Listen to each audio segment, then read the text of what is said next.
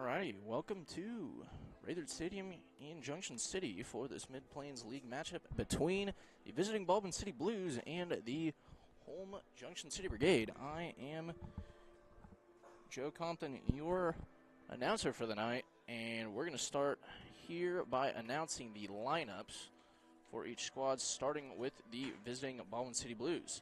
Batting first, the shortstop, Caleb Welsher. Second, the left fielder, Brennan Johnson. Third, the catcher, Andrew Brubeck. Fourth, the first baseman, Tyson Grammer. Fifth, the center fielder, Marquis Williams. Batting sixth, the right fielder, Colton Howardson. Batting seventh, the third baseman, Cade Adams. Batting eighth, the designated hitter, Quinn Grobel. Batting ninth, the second baseman, Logan Groh. On the bump for Baldwin City is Ty Clark. Now for the home Junction City Brigade. Batting first, the right fielder, Ian Lucy. Batting second, the second baseman, Eric Nuno. Batting third, the designated hitter, Giovanni Toledo. Batting fourth, the first baseman, George Andrews. Fifth, the third baseman, Andy Pacheco. Sixth, the catcher, Zach Becker. Seventh, the left fielder, Sammy Padilla. Eighth, the center fielder, Cale Ortner. And batting ninth, the shortstop, Jackson Summers. Pitching for Junction City is Caden Walker. Now, a bit of a different situation for maybe one of these clubs. Junction City has typically topped the league almost every year. After winning the first 3 games they have played, they have now lost their last 4. They sit at 3-4. This is the first time they've been under 500 in league play since June of 2021, when they lost 2 out of 3 to Baldwin City to start that season.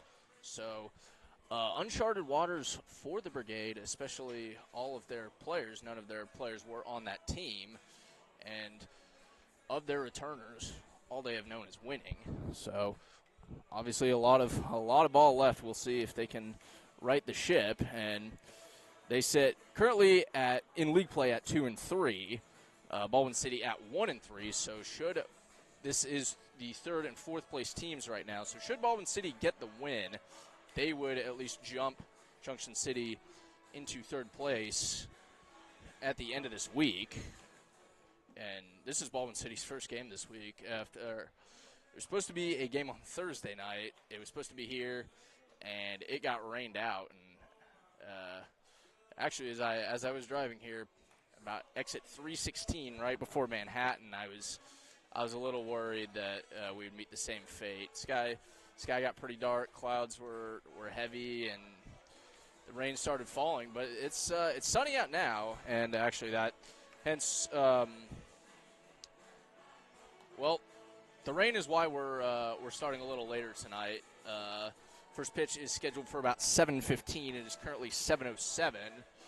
Typically, it was a 7 o'clock pitch, and now at a different time.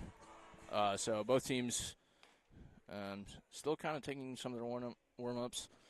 Baldwin City taking a fielding warm-up on the first base side, and I think Junction City might. Well, we'll see what they're doing. I'm not sure. It's a pretty nice night out so far. I will check the weather. We have a decent crowd forming here at Raytheon Stadium, always known for building quite a crowd, and especially down the first base line in the beer garden is a very, very popular spot right now. So currently, as it sits, it is 82 degrees and windy. It's expected to stay at about 82, and we're currently scheduled for an 8:55 sunset time, at which point it'll drop a little bit, and hopefully we will get a game in. I'm seeing the temperatures for this coming week, and it's going to be a hot one. Both of these teams will play in Junction City again on Monday. That will be a doubleheader, 5 o'clock and 7 o'clock. That one, Monday has a high of 94 currently. A low of 75. I don't think it'll get that low, but I would love that. But with that, I think I've rambled on for enough time. We're going to take a break until just before the first pitch. So a reminder to you returners and something for you newcomers. Whenever we take, excuse me, whenever we take a break, we just we cut the microphone. We do that because we don't want the music, obviously, picking up on the feed, and then YouTube catches that and shuts us down. I don't want that. You don't want that. So we'll mute it. And with that, we will take that break. So we will see you in about 3 to 4 minutes.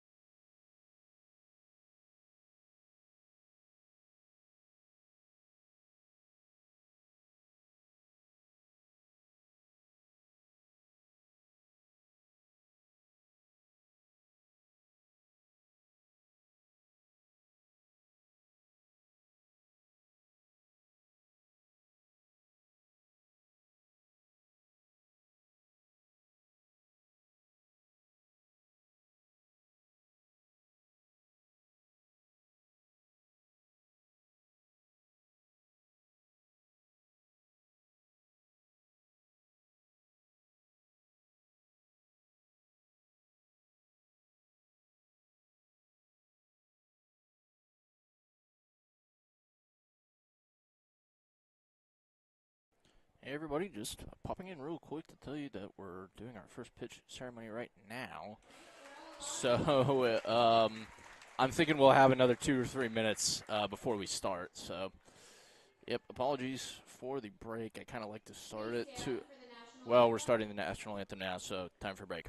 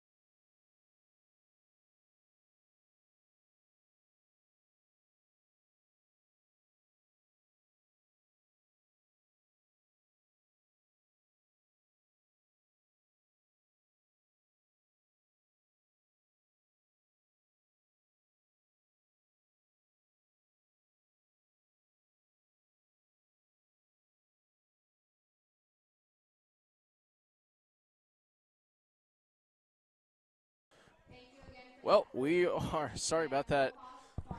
That quick cut again. Because it's been so long since the break, I'm just going to go through the starting lineups once again, at least in batting and pitching. Batting for Baldwin City, it is Welshier, Johnson, Brubeck, Grammer, Williams, Howerton, Adams, Grobel, and Grow. And fielding for Junction City, pitching Walker, catching Becker. First through third is Andrews, Nuno, Pacheco. Summers the shortstop, and in the outfield, Padilla, Ortner, and Lucy left to right. So with that, I think we're just about ready to go. About 15 minutes later than expected. But we are ready to go. So we are going to at least introduce the starting pitcher for Junction City. It is Caden Walker from Topeka.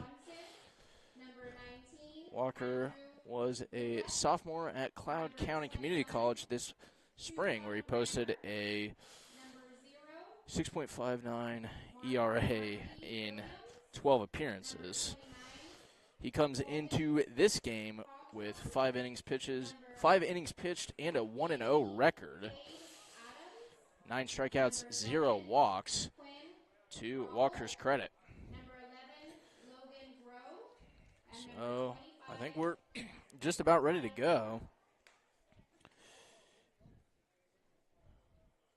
In Junction City, I'm used to saying Baldwin City. This is my first time in Junction City this season. It's actually my first time doing a regular season game in Junction City.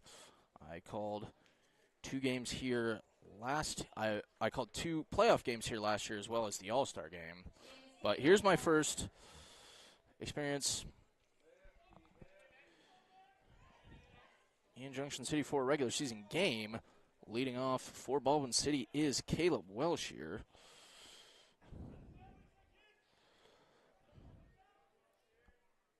As he sees the first pitch low and in for ball 1. Welshier going to be in a freshman this fall at Barton Community College, another Topeka native. So it is a Topeka versus Topeka pitching and hitting matchup right now. However, Welshier went to Washburn Rural as he sees that pitch low and outside. The count now 2-0.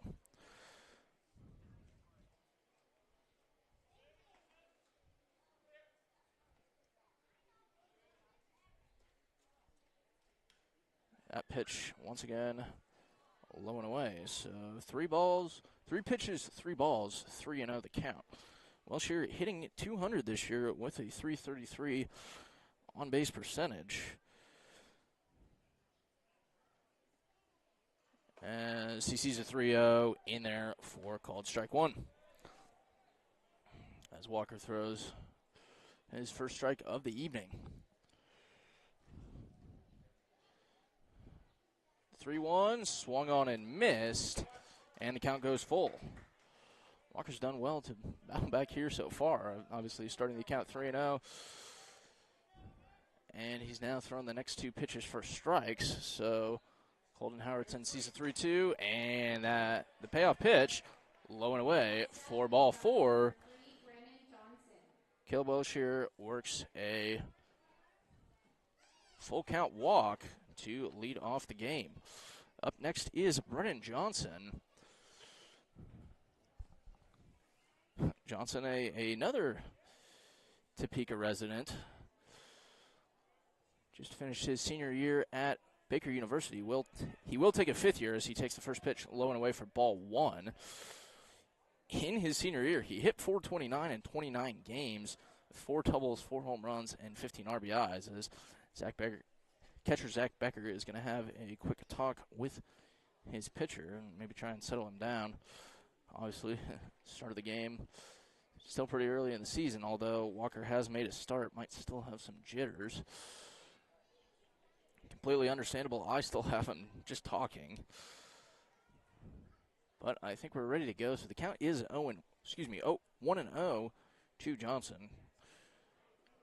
Johnson over 5 this year, still looking for his first hit as he takes the second pitch low for ball 2. However, he does have an on-base percentage of .375, so 3 walks and a run to his credit. And as he puts this one in play, that is hit to Nuno at second, and he will get Welsh going to first. So Brennan Johnson advances via a fielder's choice. So still just the runner on first, but now 1 away for Andrew Brubeck.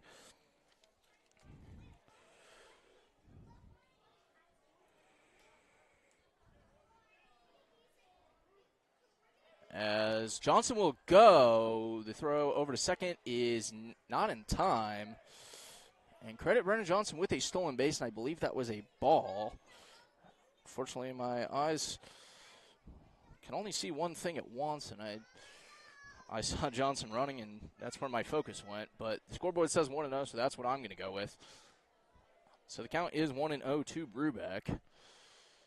Johnson has a decent lead at second, and Walker turned around, but there was nobody even covering the bag as Sumner's playing not deep, but his back of his heels are just on that outfield grass as Brubeck takes that pitch inside for ball 2. Brubeck just finished his junior season at Missouri Southern State. He hit .158 with a home run and 4 RBIs as he sees that pitch low for ball 3 for another count.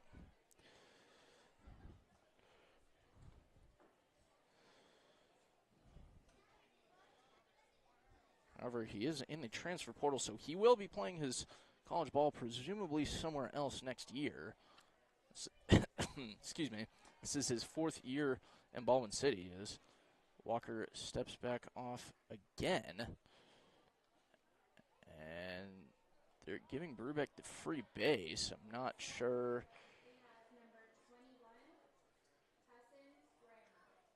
if that was too many disengagements by the pitcher. I'm actually not sure.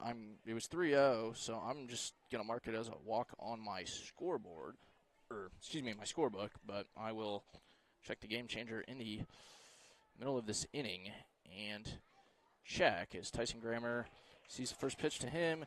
catching the outside part of the zone for strike one. Grammer, another incoming freshman, just graduated from Lawrence High School and will be a Baker Wildcat next season. He sees that. Next pitch. Outside part of the zone once again. So an 0-2 count to Grammer pretty quickly.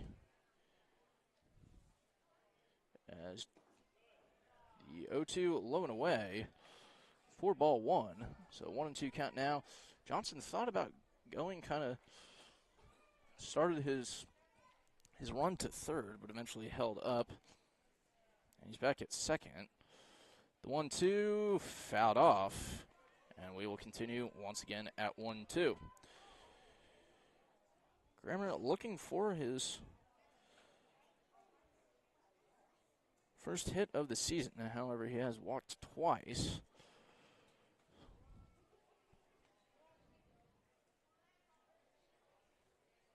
As 1-2, Johnson runs. That pitch high, and Brendan Johnson will take third base. So the count now 2-2 with the runners at the corners. That's 2 stolen bases for Brendan Johnson. And we're in the top of the first, so credit that. Stolen base number 3 on the season for Johnson, as Grammer's going to find, that would be Summers at short. He makes the throw over. However, Johnson will score. Brubeck up to second base, so credit an RBI to Grammer.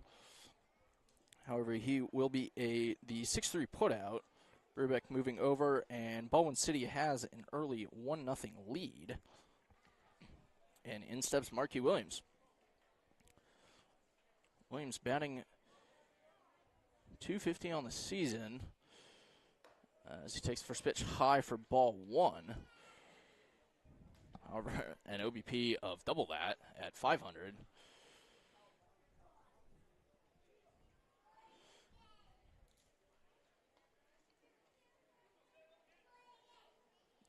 As he takes the second pitch outside for ball 2, so the count 2-0.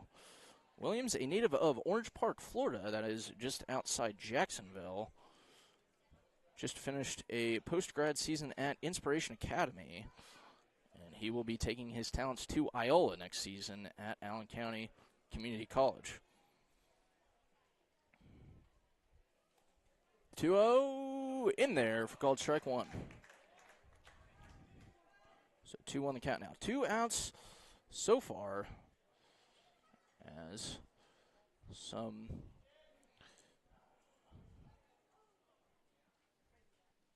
(2-1) hit to Nuno at second. The throw to first is in time, so that'll do it here in the top of the first inning. 1 run off, no hits, no errors, 1 left on. We go to the bottom of the first. Baldwin City leading 1-0, and with that, we are going to take a short break and be back with you guys in just a little bit. Do not go anywhere.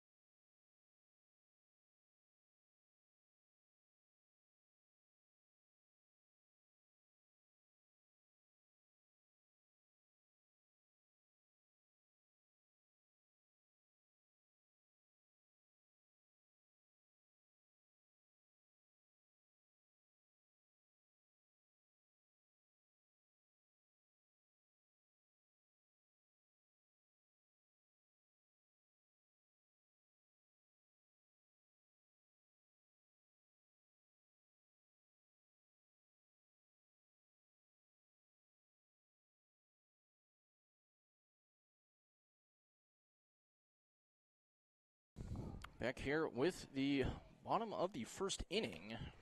We'll go through the rosters for each team once again. So for Junction City in batting order, Lucy, Nuno, Toledo, Andrews, Pacheco, Becker, Padilla, Ortner, and Summers. And for Baldwin City, Pitcher, Clark. Catcher, Brubeck. First through third is Grammer, Groh, and Adams. Welshier at short. And the outfield, left to right, Johnson, Williams, and Howerton. So now introducing the pitcher for Baldwin City. That would be Ty Clark. Clark made his first start of the season last week I forgot to reset the scoreboard as Ian Lucy leads things off for Junction City. The first pitch to Lucy is in there for called strike one. Clark is actually a native of Junction City, so he would have played in this stadium during his high school years. Just finished his junior season at Baker as this ball is hit by Lucy into the outfield, and Ian Lucy on with a leadoff single. Now batting for Junction City is Eric Nuno. Just finishing up with Clark. Just finished up his junior season at Baker, where he made 14 appearances. He is 1-0 on the season with a 1.167 ERA. As he sends the first pitch to Nuno outside for ball one. Eric Nuno, a native of West Des Moines, Iowa. As Nuno sends this one foul into the beer garden, actually off a light pole, but I believe crisis averted, it didn't hit anybody, so the count is just 1-1. A lot of people sitting out there in the beer garden, and if I was here just to watch a game, that might be where I would be. But the 1-1 low for ball two. Nuno just finished his freshman season at Iowa Central Community College in Fort Dodge, where he made 7 appearances. As he sees that one for a ball, a attempt back on first to get Lucy is not in time, so the count is 3-1 to Nuno. Nuno hitting .296 on the season with a .406 OBP. As the 3-1 to him is hit into right field. That will be Howerton giving chase, and it will go over his head. It'll be Lucy to third, Nuno to third, and Lucy's going to score. And the throw over to third is not in time. So Junction City equalizes off a triple by Eric Nuno. And the score is now 1-1.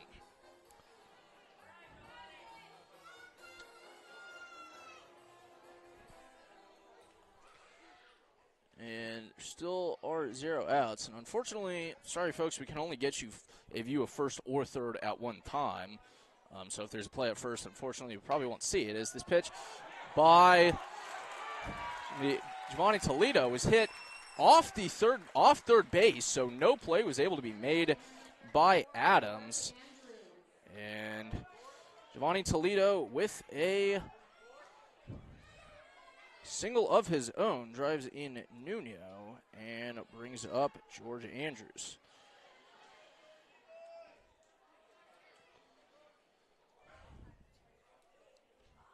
Andrews, a native of Overland Park and a graduate of Blue Valley West, sees the first pitch inside for ball one.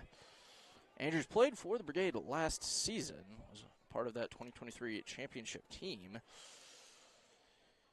Andrews, a late add to the roster this year, as that pitch, no call, maybe high, as the music on the PA went over, and I think they're maybe calling it a no pitch as a result. Nope, they called it a ball. So the count is 2-0. 2-0 inside. Count now 3-0 to Andrews. Andrews just finished up his redshirt freshman season at Coffeyville Community College, where he made 53 appearances, hit .291. And he will be going to Colorado State Pueblo in the fall. That pitch to him is up high, so he works a 4-pitch walk.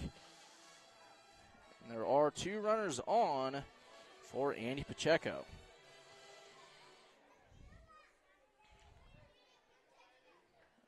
As pitching coach Wilson Kilmer is going to walk out and have a talk with Ty Clark.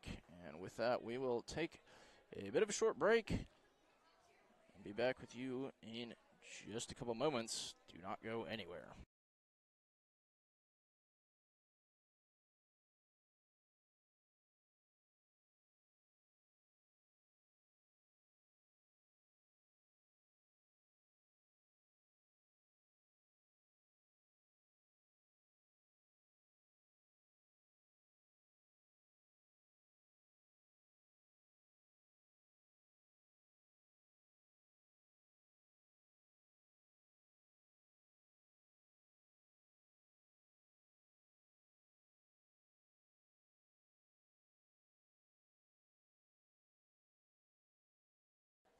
And we are good to go here in the bottom of the first inning. Yes, Junction City leading 2-1. They have 3 hits and a walk so far, 2 runs and 2 base runners as a result for Pacheco, who sees the first pitch in there for called strike 1. This is Andy Pacheco, originally from Tucson, Arizona. He is part of this small Tucson contingent that Junction City has. He sees that pitch in there for called strike 2. Pacheco hitting .261 this year. Plays his college ball at Emporia State, where he just played his freshman season. As the 0-2 to him is hit to Welshier at short. The throw over, so retires. Andrews had second, and Pacheco retired in time. I'm sorry. I'm still kind of trying to wind up a little bit. A double play. Toledo advances to third, and that was a 6-4-3 double play. And so a runner on third for Zach Becker. As Becker sees the first pitch. Well, it hit him. Just got him on, looks like maybe just on the wrist. It was definitely inside. But either way, he's on via a hit by pitch. And there are runners at the corners for Sammy Padilla. Apologies, still trying to update my scorebook. It is updated now,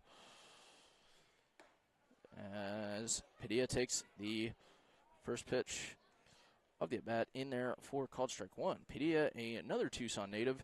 It is him, Pacheco, and Toledo are the 3 Tucson natives, and they all play their college ball at Emporia State.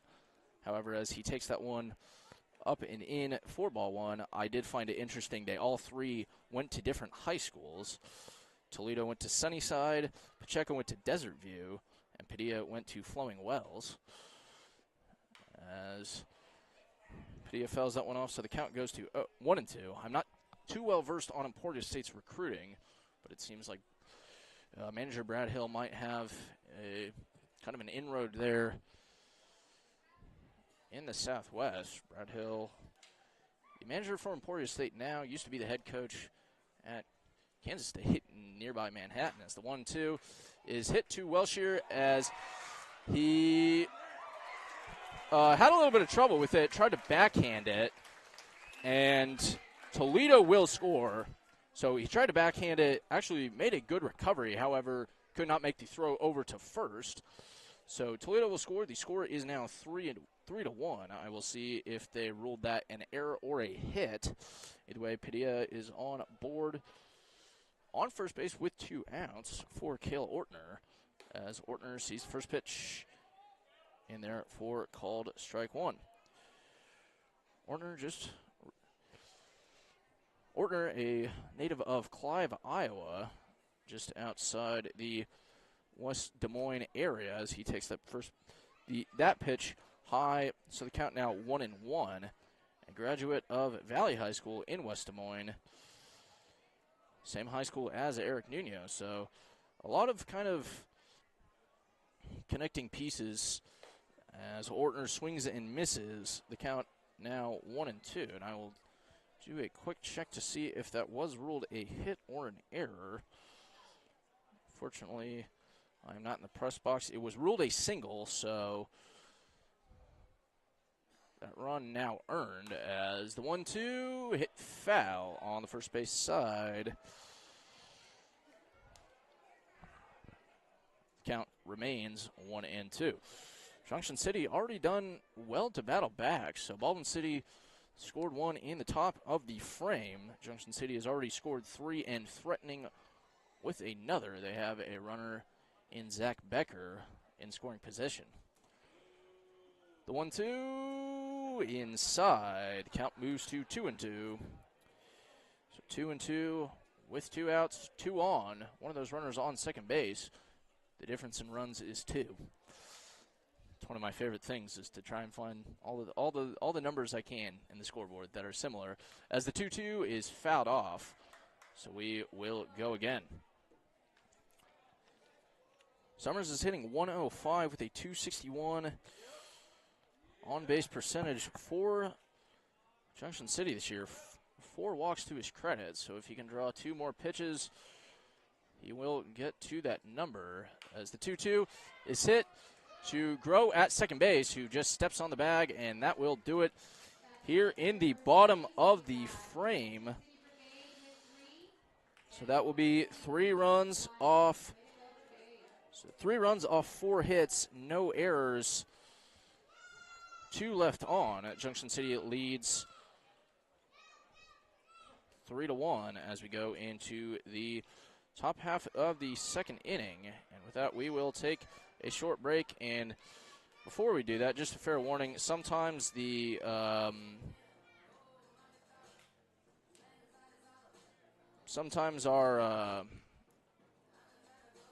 our camera likes to freeze on us. So I'm currently working on fixing that, and hopefully it. Oh no, it's doing it already. So I'm just going to talk over this and hope you can hear it. Occasionally it likes to freeze up. This is a very rare case. It happens every once in a while. And it's doing it right now. So our streaming software has frozen up and there is nothing we can do. Okay, we're back.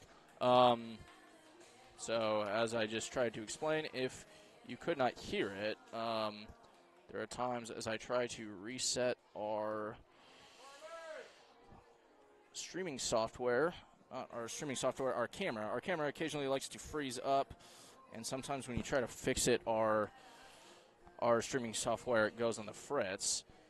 So I'm hoping that is not the case currently. I don't know what's going on. I will try to figure that out, but until then, well, you just have me talking. Oh, it was there for a second, and then it went away.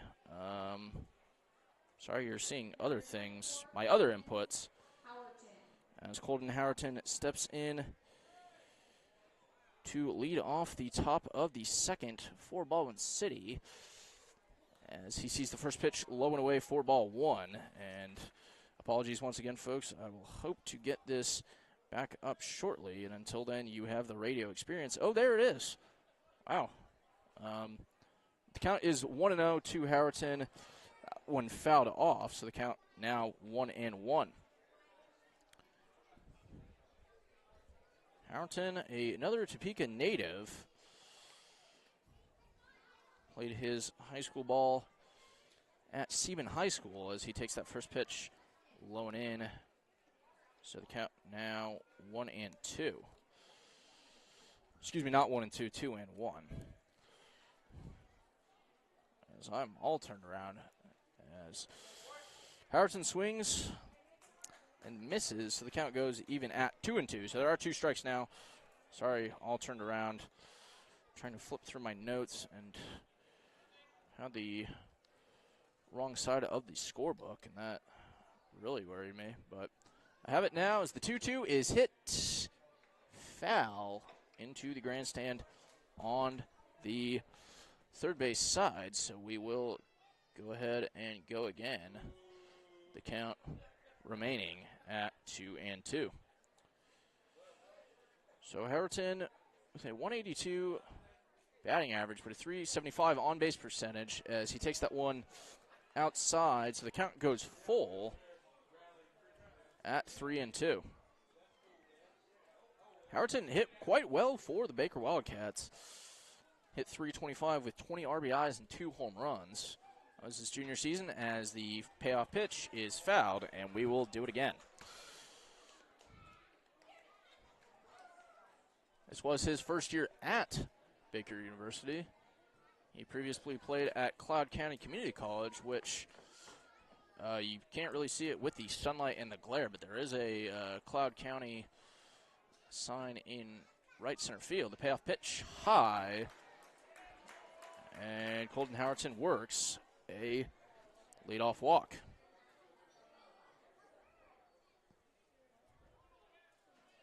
And in steps Cade Adams. So actually, yeah, it was a former Cloud battle there. Former Cloud and former Topeka, obviously.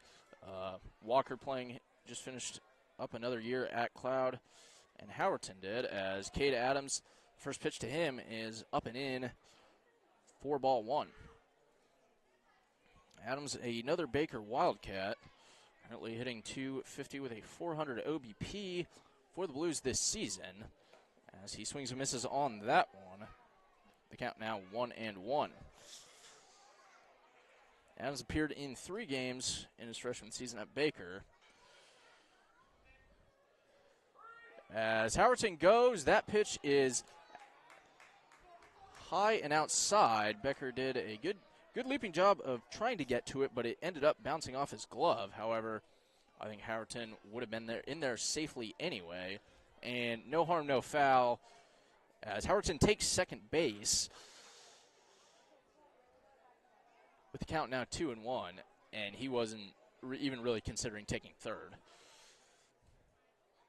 Backstops here in Junction City, a little further away from home plate than in Baldwin City, so what the Blues are used to is Adams hits this one into right field as Howerton's going to run home.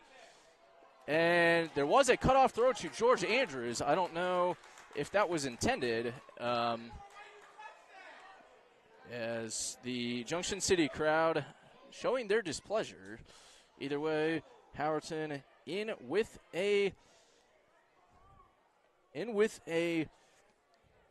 another run, and Cade Adams a single takes second with a on the throw.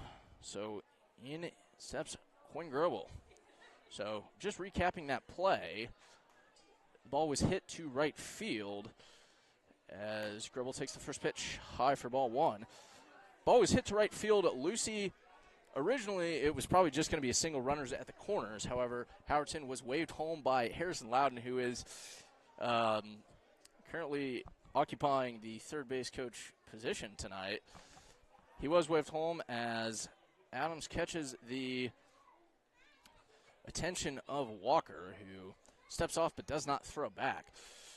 And then, so once Howerton was sent home, Lucy made the throw home, and he probably would have had him as Grobel swings and misses. Strike 1, the count now 1-1. Probably would have had him, but George Andrews ended up, he was the cutoff man. He did cut it off, and I will say the play at the plate definitely would have been close either way. But Howerton was very much safe as Grobel fouls that one off and catches the part of the overhang here where the net meets the gutter system, so it made a pretty loud noise. But the count now 1-2 to Grobel, and he's going to put this one in play back to Walker, who just makes the flip over to first in time. And with that,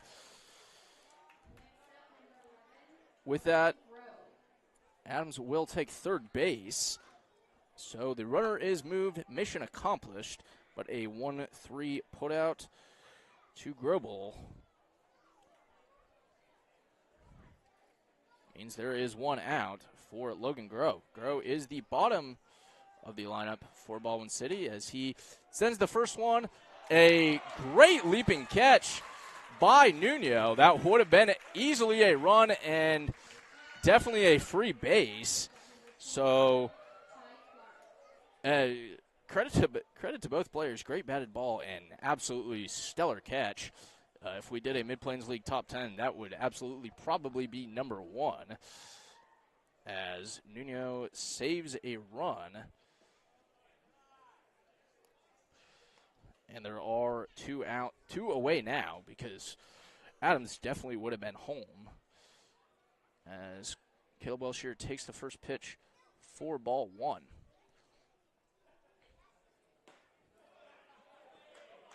The 1-0 just low and inside for ball 2. Welshire 0 for 0 so far. Led the game off with a walk and was retired on the base pass as part of a fielder's choice in the next at bat as he sees that one low once again. So 3-0 the count, and this is the second 3-0 he saw. He saw 3-0 to start that at bat. So he saw 3-0. Walker battled back with 2 strikes of his own, and then Welshire worked a full count walk as he takes 3-0 in there for called strike 1. So the count 3-1 now. And once again the same, that one right down the chute. So the count once again full to Caleb Welshire. The 3-2 swung on and missed, so Walker gets his way there. And that'll do it in the top of the second inning.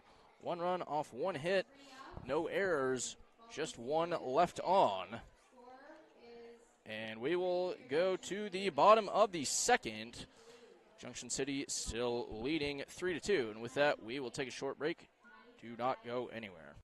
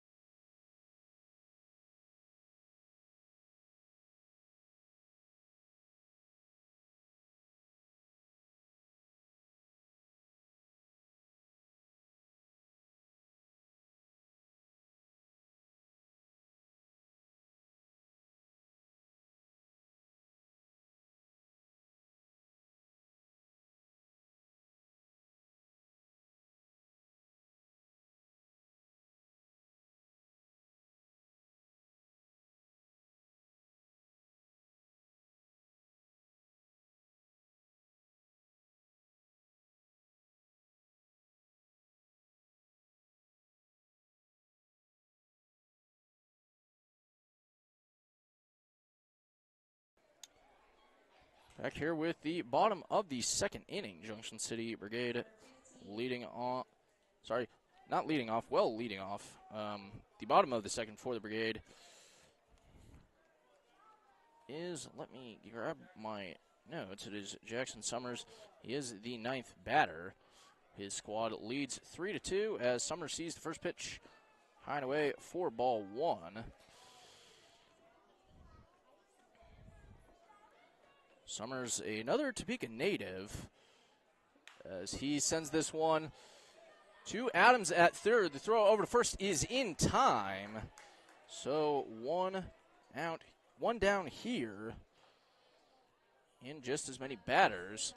1 out, and we rotate to the top of the order for Ian Lucy. Lucy took 1 pitch and then swung on the next one. He is 1 for 1 with a single and a run. That rhymed. As the first pitch to him in this at-bat is way outside for ball 1. Lucy is a native of nearby Manhattan as he takes that pitch in there for strike 1. Junction City and Manhattan just about 20 minutes away by drives. That one just misses Lucy. So the count is 2-1. So it is possible that these two could have faced each other in high school. Both Junction City and Manhattan, members of the Centennial League. As Lucy hits this one out to right field. Marquis Williams giving chase, and it will go off the wall. You throw to second. Well done by Williams to recover there. However, so credit a one-out double to Lucy. He now has a single and a double, and Eric Nuno will be the next batter in. However, so yeah, that ball. Well, there was nobody covering second. I'm not sure that Lucy would have been out anyway. But Eric Nuno in now as he sends the first pitch into center field. Marquis Williams doesn't have to do anything, and he is going to throw to third. And wow, what a play by Marquis Williams. That ball hit to center, so fly out, and a double play on the tag up. If you've been watching Baldwin City games, Williams has a cannon. And, well, he got Lucy with that one on the tag up. So that will do it here in the bottom of the second. No runs off, one hit, no errors, nobody left on. The unconventional 1-2-3. And with that, we will go to the top of the third after the break.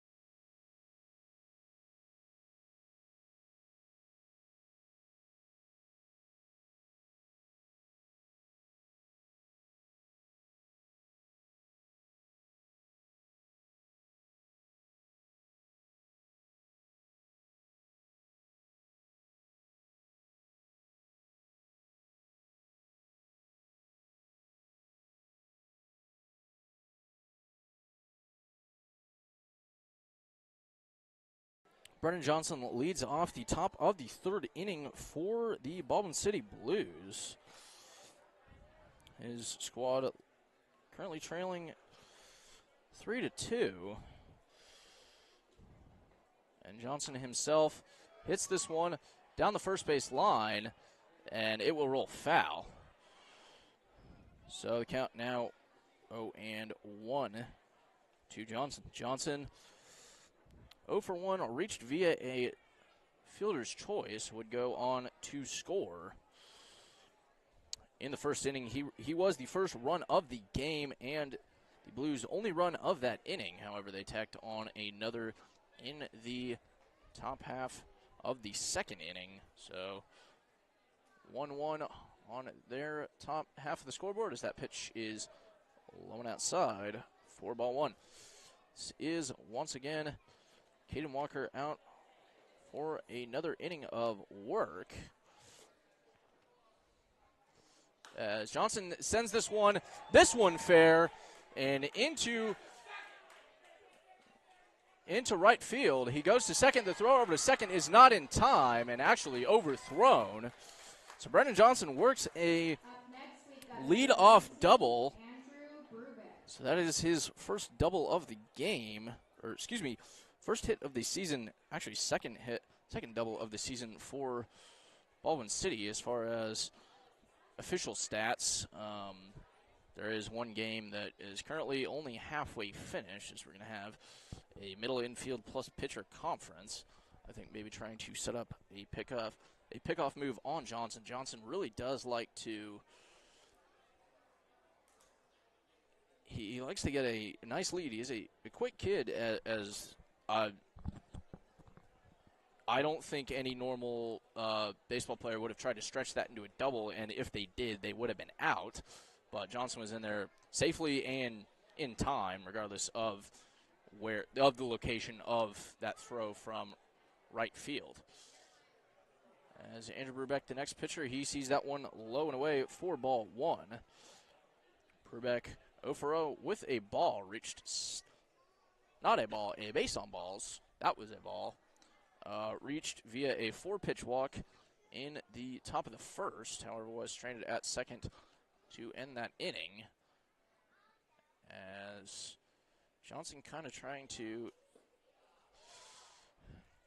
distract Walker with some quick shuffles. That pitch low and in the turf for ball two. Yes, it is a turf infield at Raytherston Stadium, and it is actually the only of its kind of the Mid-Plains League facilities. However, it is a grass outfield like the other three teams. As the 2-0, low and away for 3-0. As there is going to be some activity in the Junction City bullpen. I'm trying to see who is throwing for them. Fortunately, as the 3-0 inside, nearly hits Brubeck, but he works himself a 4-pitch walk, and he is on. Next, number 21. Baldwin City has 2 runners on with nobody out. And in steps Tyson Grammer. Grammer 0 for 1 with a. He shows bunt. As that pitch goes foul, and the count goes 0-1. So Grammer is 0 for 1 with a ground out to short. However, I believe that ground out to short brought Brennan Johnson in and scored the first run of the game for Baldwin City. So he does have 1 RBI. I need to double check that. I actually didn't write it in my scorebook, so I really hope I'm right. But as he shows bunt again, and it goes foul again. So the count 0-2 to Grammer. Grammer saw 2-2 as his count last time. Obviously, he'd have to take 2 balls for that to even up the count at 2-2. But the count to him is at 0-2. I'm sure he probably won't show bunt now. It's unwise at 0-2, and that one nearly catches him on the helmet, up and in. So the count now 1-2. So 1-2, 2 runners on, nobody out. As the 1-2. I'm just going to say that was very well framed. So credit Zach Pecker with the frame job on that one. I normally do not like to call balls and strikes, but that was, I do actually like to give credit to a good frame job. That's one of my favorite things in all of baseball. And that's what that was. So Grammer sat down with a strikeout looking, and that brings up Marquis Williams. Williams 0 for 1 with a ground out to short as that one catches him up and in. So the count moving to 1-1.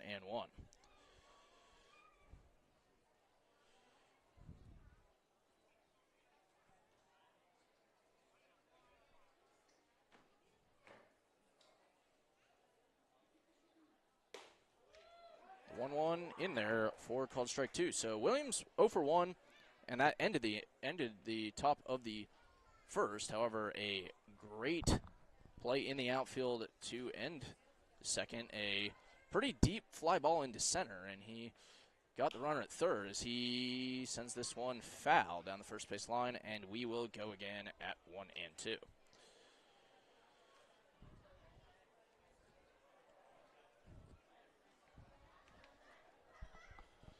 So 1-2 again, and it looked like Johnson was going on that. Fortunately, like I said, we can only have. We'll see what the 1-2 low and in. Actually bounced on that one. So they count now 2-2. So I was saying we could only have first and third. However, because the lead runner's at second, I'll switch it over to third. Unfortunately, our camcorder, as Johnson goes, and Williams fouls that one off. So Johnson will be forced to go back to second base. And we will do the 2-2 again. Williams doing well to battle back in his at-bat as far as foul balls with 2 strikeouts just to extend the at-bat. And at the very least, work the pitch count of Walker as Williams calls time. He is in there again. Yes, unfortunately, our camcorder does not allow us to get first and third at really any park that we see. As that one in there for called strike 3. So 2 strikeouts in a row for Caden Walker. And all of a sudden, there are 2 away here in the top of third. And Colton Howerton steps in. Howerton 0 for 0 with a walk and a ball. A walk and a run. He steps in with 2 outs as that pitch in there for called strike 1. As he tries to bring a runner home. Johnson's been in scoring position with 0 outs. But 2 strikeouts as Johnson looked like he was going to go, ended up not. The pitch to home is low and in for ball 1. So they count 1-1 to Howerton. As Johnson goes now, and that one, Howerton saying it hit him. I actually thought it did as well. However, the umpire, he has the final say, and he says no, it did not. So the count is 2-1, and Johnson and Brubeck move up one more spot. So runners on at second and third now. As that pitch to Howerton high, the count now 3-1. As Johnson getting quite the lead on third, you might as well, on 3-1. It's this one. That one hits Howerton in the helmet, so that one was a no-doubter. And actually, funnily enough, in my head, I thought that might have hit his bat. So that just shows you how quickly my eyes move. But the bases are loaded with 2 outs. And should Caden Walker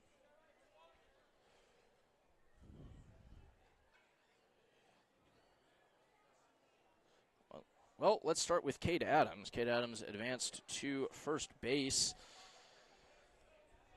1 for 1 with a single in the top of the second. He advanced to second before being stranded there as he sees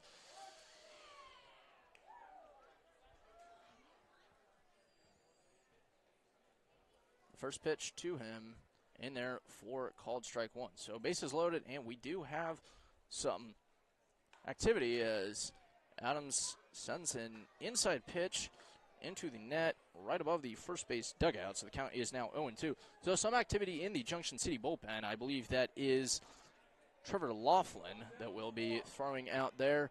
But onto the action between the foul lines. 0-2 to Adams. And the 0-2 in there for called strike 3. And that'll do it here in the top of the third. No runs off, 1 hit, no errors, 2 left on. And that was 3 strikeouts, all looking for Caden Walker. And with that, we will go to the bottom of the third. Junction City still leading 3-2, and we will take a break.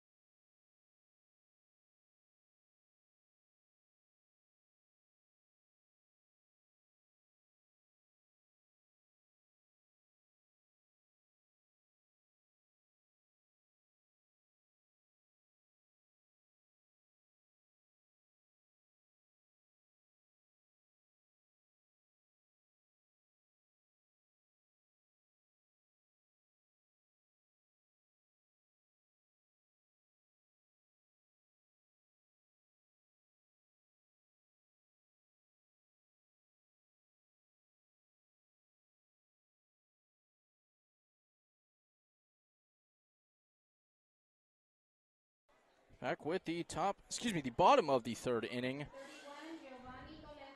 It is Giovanni Toledo to lead things off. Toledo 1 for 1 with a runner, with a hit and a run, as this one is hit to left field. It will be Brendan Johnson calling off Marquis Williams, and he makes the grab. So quickly, one down here via the fly out to left field. It is Ty Clark out for another inning with Baldwin City. There's no activity in the away bullpen as Georgia Andrews steps in. Andrews 0 for 0, yes, reached via a walk, a 4-pitch walk, as he takes that one outside for a 5th walk to him. However, was retired via a double play as he swings and misses on that one. The count now even at 1-1. So actually something, just a bit of note of fielding. Baldwin City has turned a double play in both innings so far. And one was with 0 outs and one was with 1, as that one hits Andrews. And he is aboard with 1 out. So there is the base runner that would be required for them to turn a double play. And for Junction City, they get a base runner that they can try to turn into an insurance run. Either way, it is Andy Pacheco stepping in. Andy Pacheco 0 for 1, hitting the aforementioned double play, his coming in the first inning. As the 0-0 to him is in there for called strike 1. Bit of action in Omaha this week. Yesterday and today. The College World Series started yesterday, and it continues today as this ball is hit. Grammer is giving, never mind, it is foul, and by a pretty wide margin. And the count is now 0-2, and I will switch back to the first base view.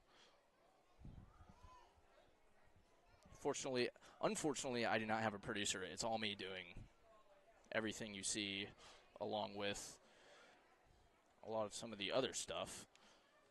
So apologies if it can be slow. The 0-2 is hit into center.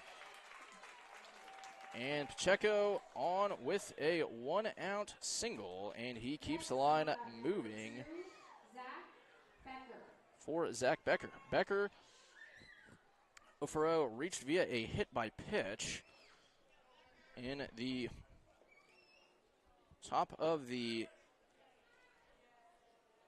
bottom of the first. Becker, a native of nearby Manhattan, played his high school ball at Rock Creek in St. George, as that one hits him again, so that will be 2 hit by pitches to him. And there are bases loaded with 1 out. And Becker reaches via hit by pitch for the second time for Sammy Padilla. Padilla 1 for 1 with a single. So getting back to the College World Series, obviously three games, 3 walk-offs so far, as this pitch to Padilla is in there for called strike 1. Count now 0-1. North Carolina walked off Virginia 3-2 in the 1 p.m. game yesterday. Tennessee walked off Florida State 12-11. As that pitch outside for ball 1. Count now 1-1. And I think they're going to call they called a balk. So Andrews scores from Andrews scores from third. The score is now 4-2. And all of the runners are up 1, as I don't believe that pitch, that ball counted, so I believe the count is 0-2, and I'm not sure. I never really see, as the 0-2, I believe, yes, now 1-2. I can never tell.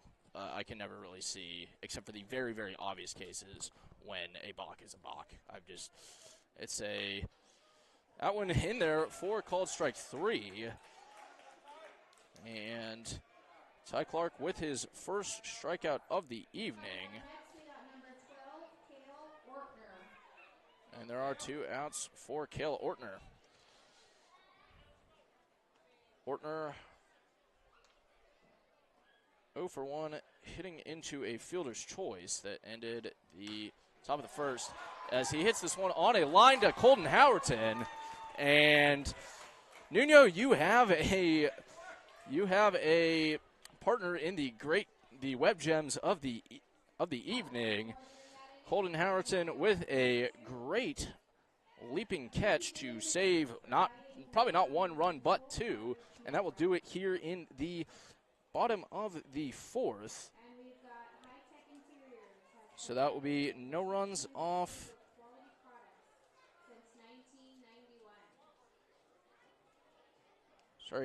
No runs off 1 hit, no errors, 2 left on. Junction City adds an insurance run. They now lead 4-2 going into the top of the 4th inning, and with that, we will take a break.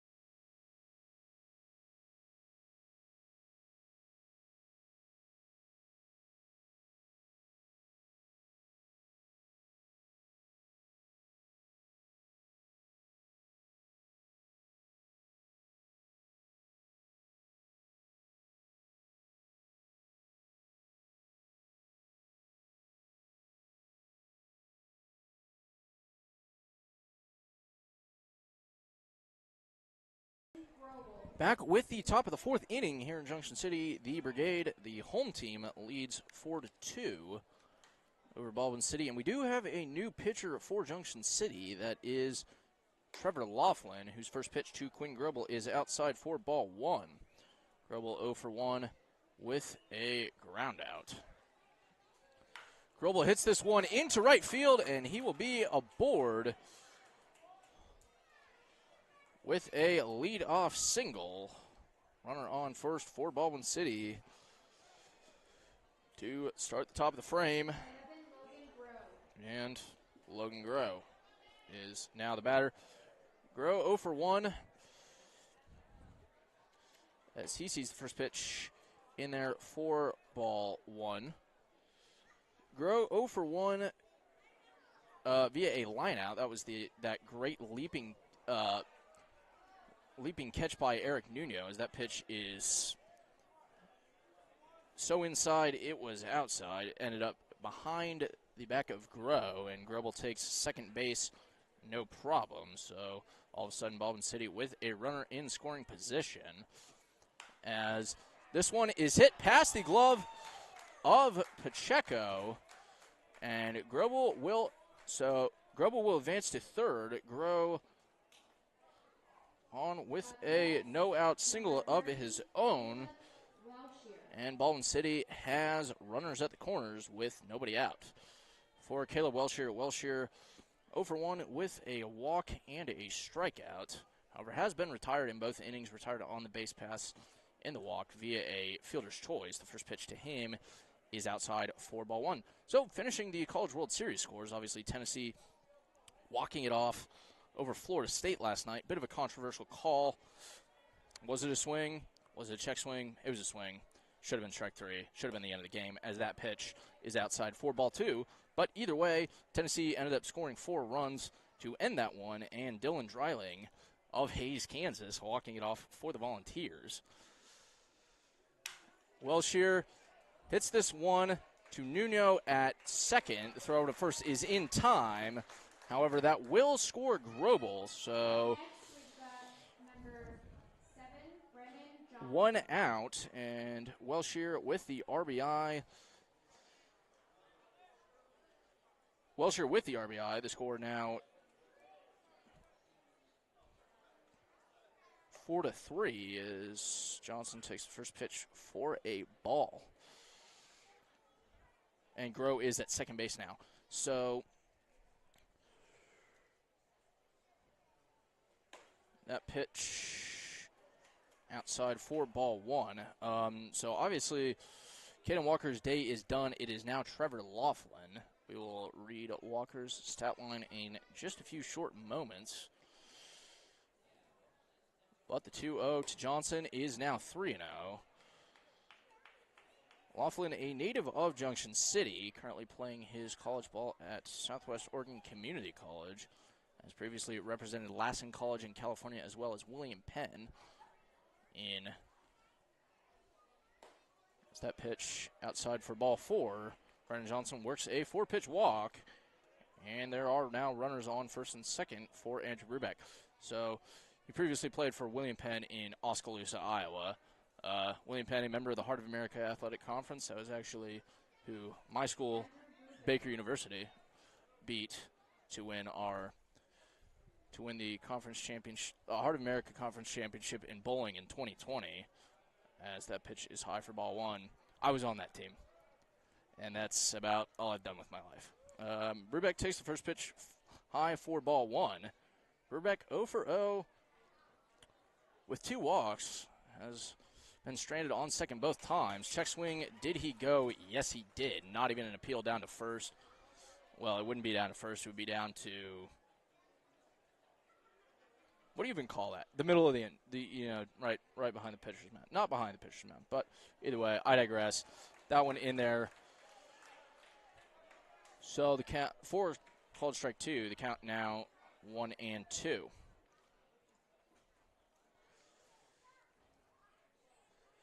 The 1-2 to Brubeck hits him. He reaches via an HBP, the hard way as they call it, and the bases are juiced for Tyson Grammer.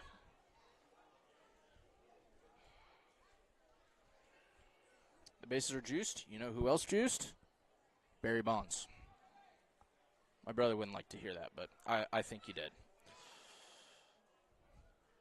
My goat would never. But the bases are loaded to Tyson Grammer. Grammer, as he takes the first pitch outside for ball one. Grammer is 0 for 2 via a, oh boy. That pitch outside once again. Count now 2-0 to Grammer. Unfortunately, sometimes I write the wrong things in the scorebook, as that catches the outside part of the zone for strike one, excuse me. So the count now 2-1 to Grammer. That one outside for 3-1. If you looked at Laughlin so far, a lot of his misses have been outside, or at least outside to left-handed hitters, as that pitch catches the outside part of the zone for called strike 2. So the count goes full, and something I've noticed so far, this home plate umpire, as this ball hit into right field. Groh will score. Johnson being held up at third. So this game is tied. Baldwin City plates another, and the line keeps moving via an RBI single by Tyson Grammer. So, finishing my thought, I have seen this home plate umpire likes to call a lot of outside pitches. Not that far outside, as that goes outside the count. 1-0 to Marquis Williams. Williams 0 for 2 with a ground out and a strikeout looking. As he sees that next pitch outside for 2-0. So, just one moment. Actually, we are going to have a Mound visit by manager Chandler Bloomer. Bloomer, the manager for the first time here in Junction City. This is his first season. He is a 2023 graduate of Emporia State. Originally a native of Ottawa University in Ottawa, Kansas. That is actually where I currently reside. As the mound visit appears to be over, so fun fact about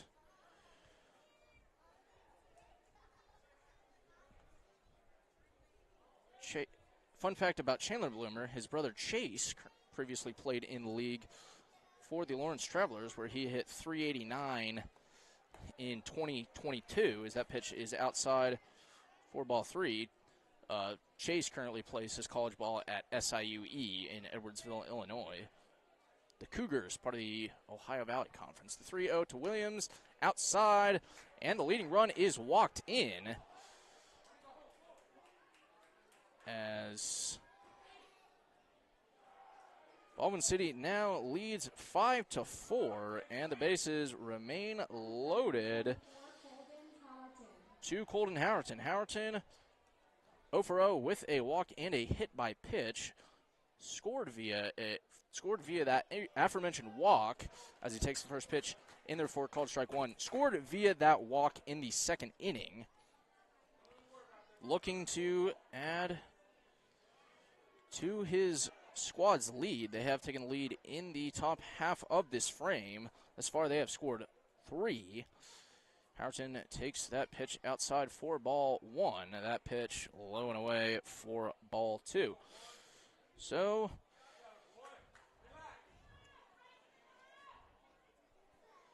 the 2-1 outside. Count now 3-1. So Caden Walker's line final, 3 innings pitched, 3 hits, 2 runs, both of them earned, 4 walks and 4 strikeouts. As the 3-1, a no-doubter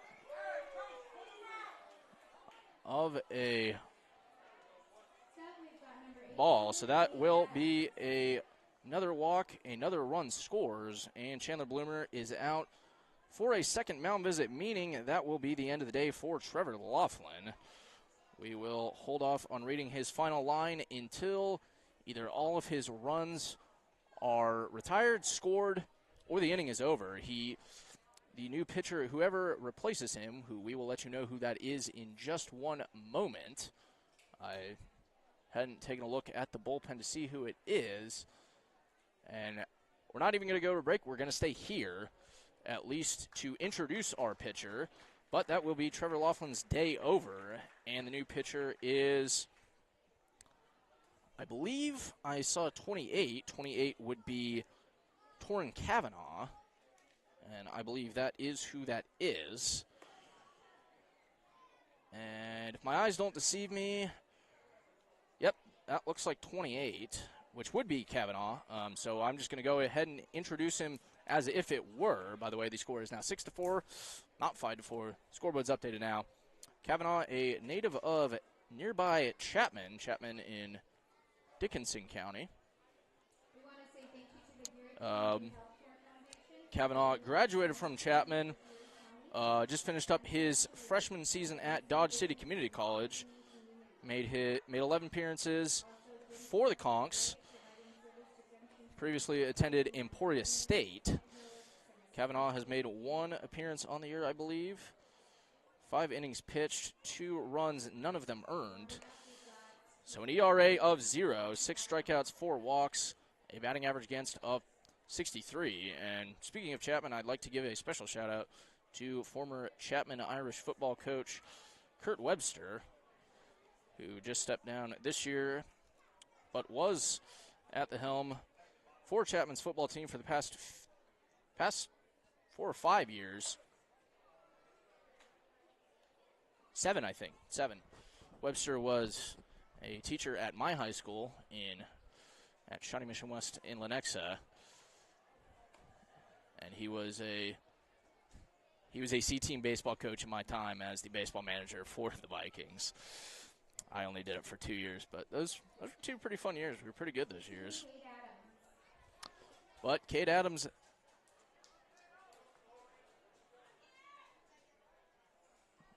is the first batter that Kavanaugh will face. Adams is 1 for 1 with a single and a strikeout. As the first pitch he sees is hit to, so 2 runs will score for Baldwin City. I'm probably going to call that an error for right now.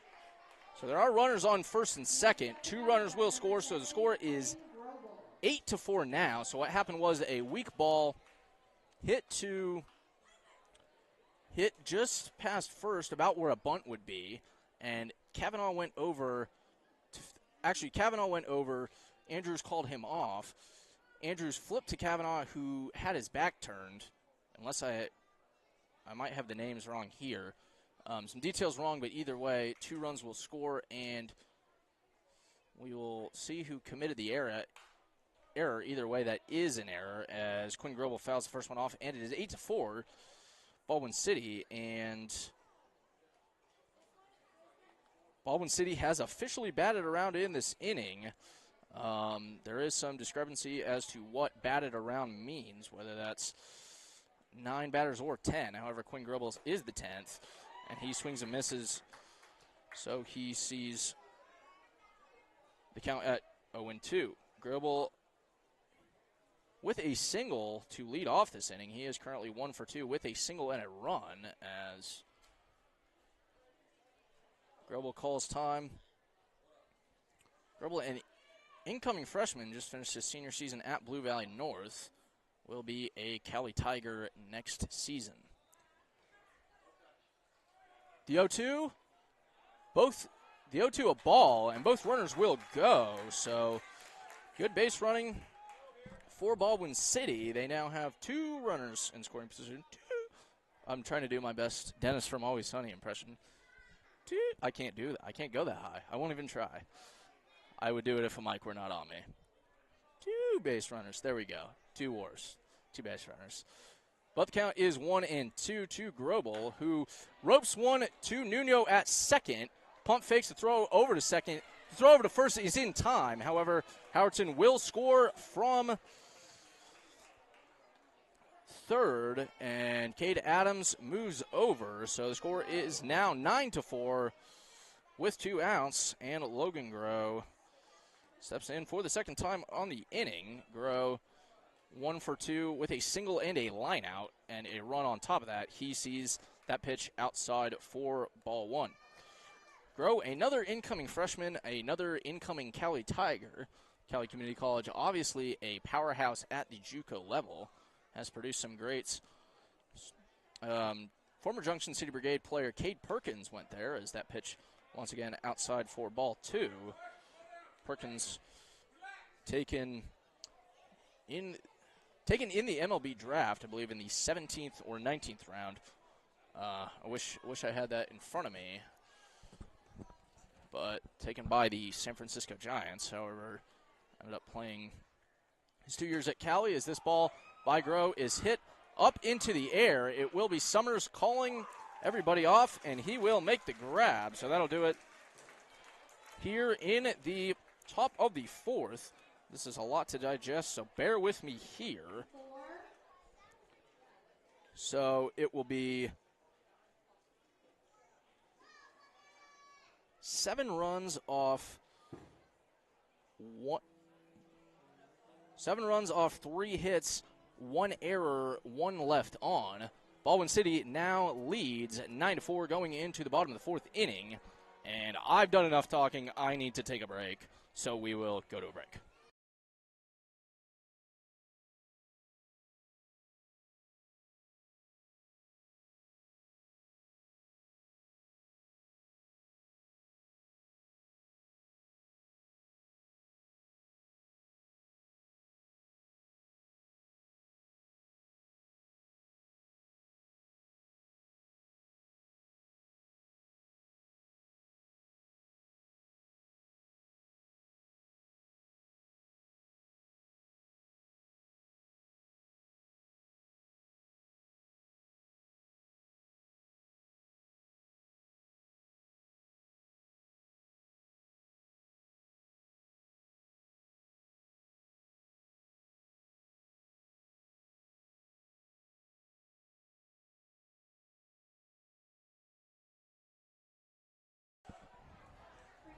Back here in the bottom of the 4th inning. So Jackson Summers leads things off for the Brigade. Quick update. So what I thought was an error by Cade, that Cade Adams reached via, was actually ruled a hit. So the line as the first pitch to Summers is high for ball 1. So the ticker in the top of the 4th is Summers hits this one into right field. And he will go to Colton Howerton to throw over to second offline. So Jackson Summers works himself a lead-off single. As this is Ty Clark out for another inning of work for Baldwin City. And Jackson Summers starting things off for Junction City with a lead-off single. This is Ian Lucy.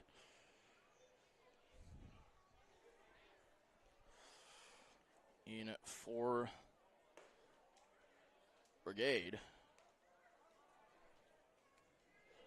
A pitch to him outside for ball 1. And Lucy, a native of Manhattan, nearby Manhattan, he sends this one into center field. It will be Marquis Williams making the catch, and he does make the grab, but the runner moves.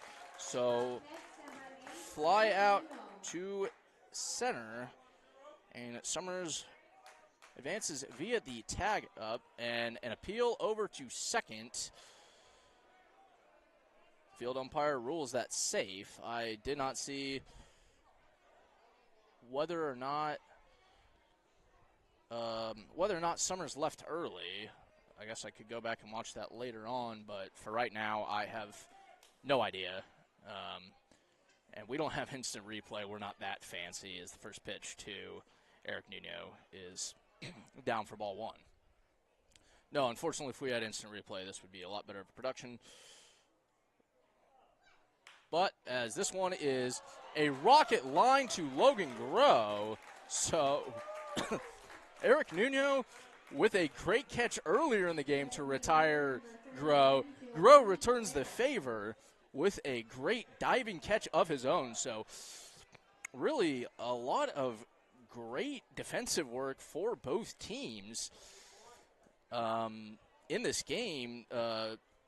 Diving, leaping catches by both second baseman Nuno and Groh, as Toledo takes the first pitch inside for ball 1, as well as that leaping catch by Colton Howerton, and the catch and double play by Marquis Williams in center. I mean, as somebody who likes to see great fielding, this has been a pretty good game so far, as Toledo hits this one into left field, and Brendan Johnson makes a diving catch of his own.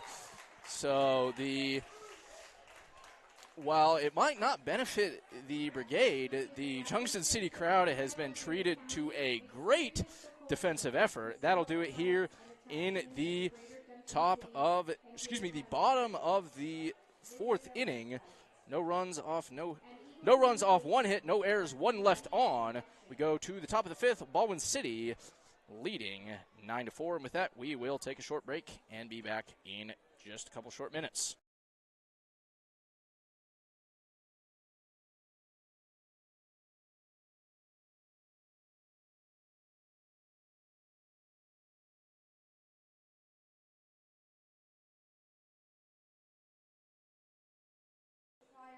Okay, I was going to take a break, but they're doing Dizzy Bet here in Junction City, and that's one of my favorite games to commentate. So the Junction City sponsors for the night are Michelin, and the contestants are representing them. It is Quinn and Julia. As I have always said this, I've maintained this.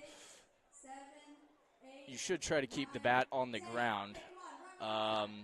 However, nobody does, and I don't know who won that. Julia has been declared the winner, so quick discrepancy with Dizzy Bat. Torrin Kavanaugh out for another inning of work, by the way. Just quick discrepancy of Dizzy Bat I have of mine, is I like when two things always, and sometimes they cannot coexist. Keep the bat on the ground and spin like the Dickens, and Hopefully, if we see any more of that tonight, any more games, we will see. However, the many games in Baldwin City that I've called, they do not spin like the Dickens, nor do they keep their bat on the ground.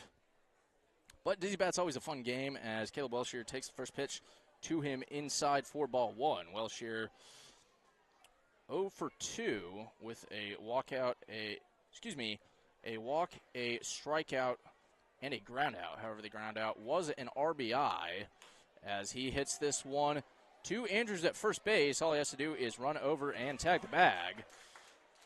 So quickly one out. Jeez.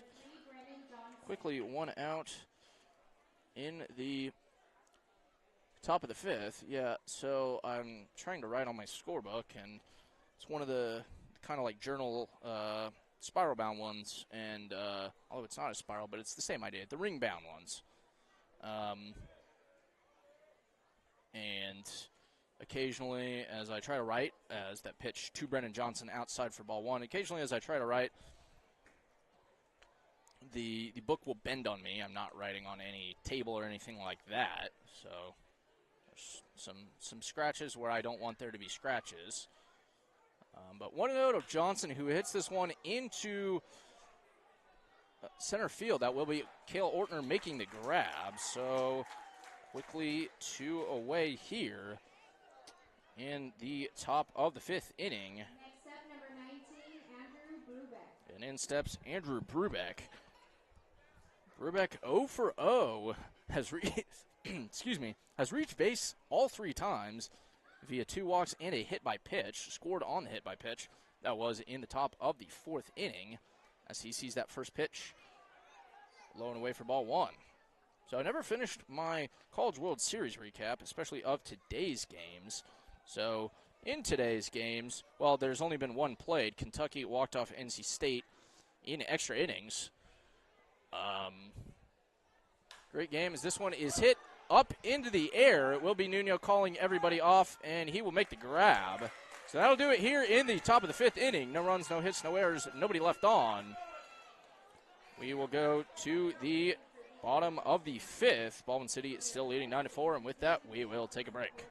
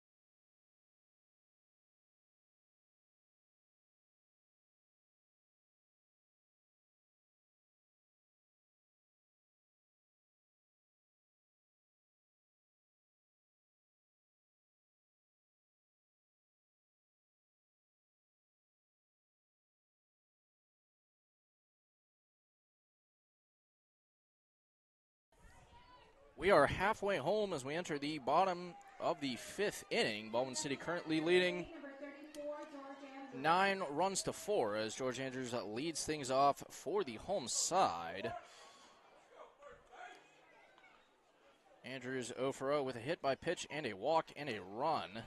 A lot of hands there. He takes the first pitch for high for ball one. So finishing up my College World Series recap, former Mid-Plains League alum Garrett Pennington playing as Andrews ropes this one into right field, and that ball is gone just over that 324-foot fence in right field. And Junction City gets one back. The score is now 9-5 by way of that George Andrews leadoff home run. Andrews absolutely has the power to do it. If I remember correctly, I don't have the stats in front of me. He did pretty well. He did pretty well in the home run derby that was held here last season. He did not win, but did pretty well in the later rounds. And I will say this is a lefty-friendly park. It's 342 to left. It is 324 to right. So an 18-foot difference really matters, and it's 388 out to center as Pacheco swings and misses. The count now 1-1 to him. Compare that to Baldwin City, where it's 325 in each corner, or at each pole, and 375 in center. So a little harder to get one out of here, really, wherever, which makes it, as that one roped into the third base dugout. Some Junction City Brigade players doing well to avoid that ball. But it does make it fun because the home run derby is a little more competitive. You see guys with good numbers, as the 1-2 is high for 2-2. You see guys with good numbers throughout the season, home run wise, and part of it's nerves and stuff like that, and just getting in the groove of it. But they really have to earn the home runs at this stadium, as this one is hit right to Marquis Williams, who makes the grab.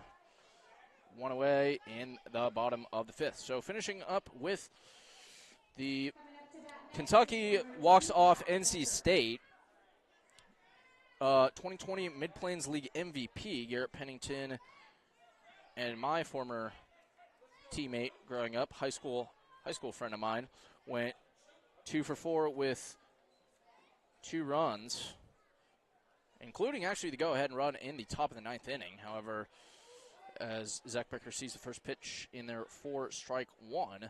Becker 0 for 0 with 2 hit by pitches, has not advanced past second in either of those. As that pitch to him, high for ball 1. So the count 1-1.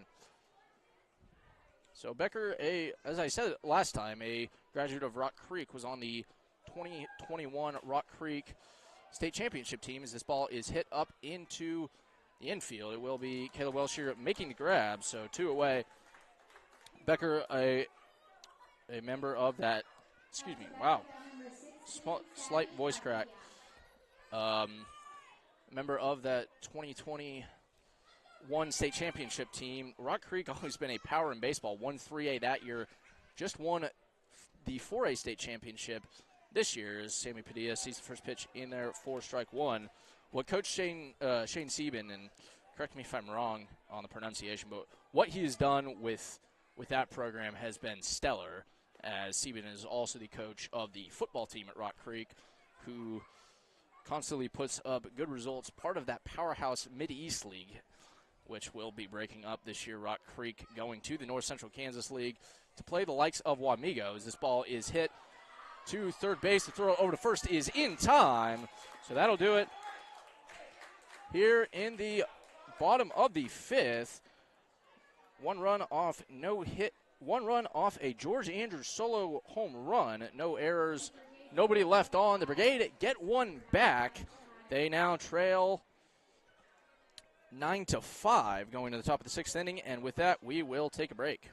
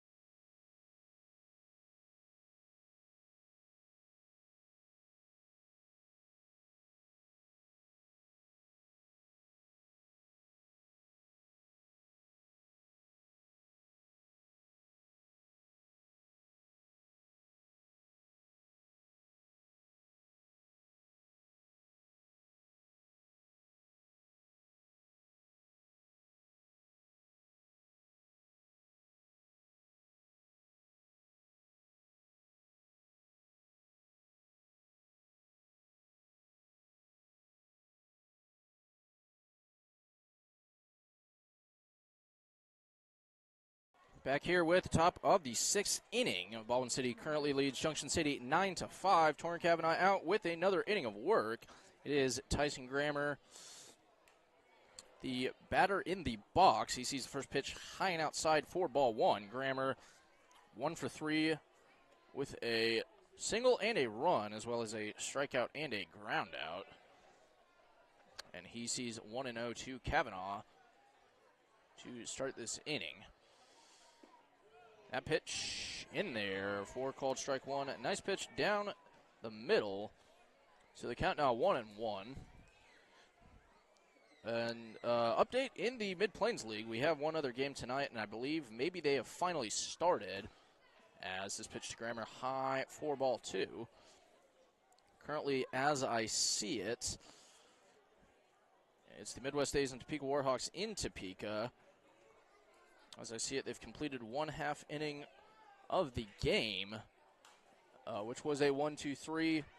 As that pitch fouled off into the parking lot down the third base side, and actually, I think there's a parking lot there. My car is on the first base side.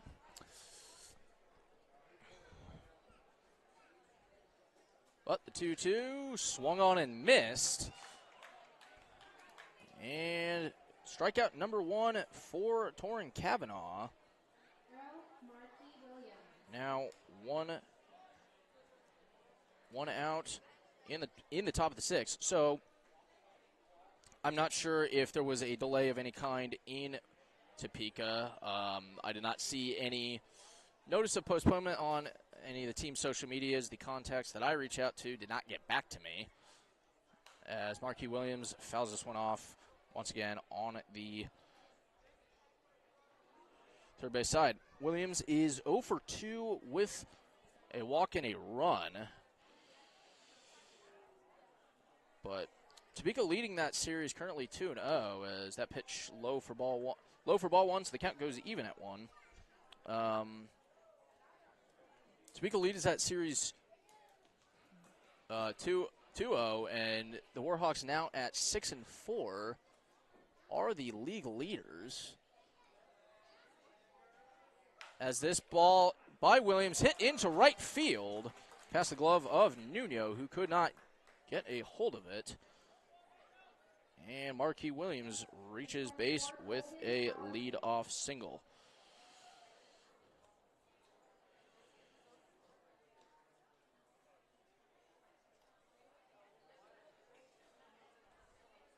As Colton Harrison steps in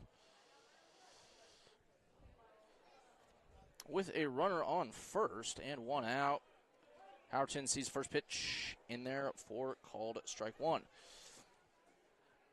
Howerton 0 for 0, 2 walks, 2 runs, and a hit by pitch.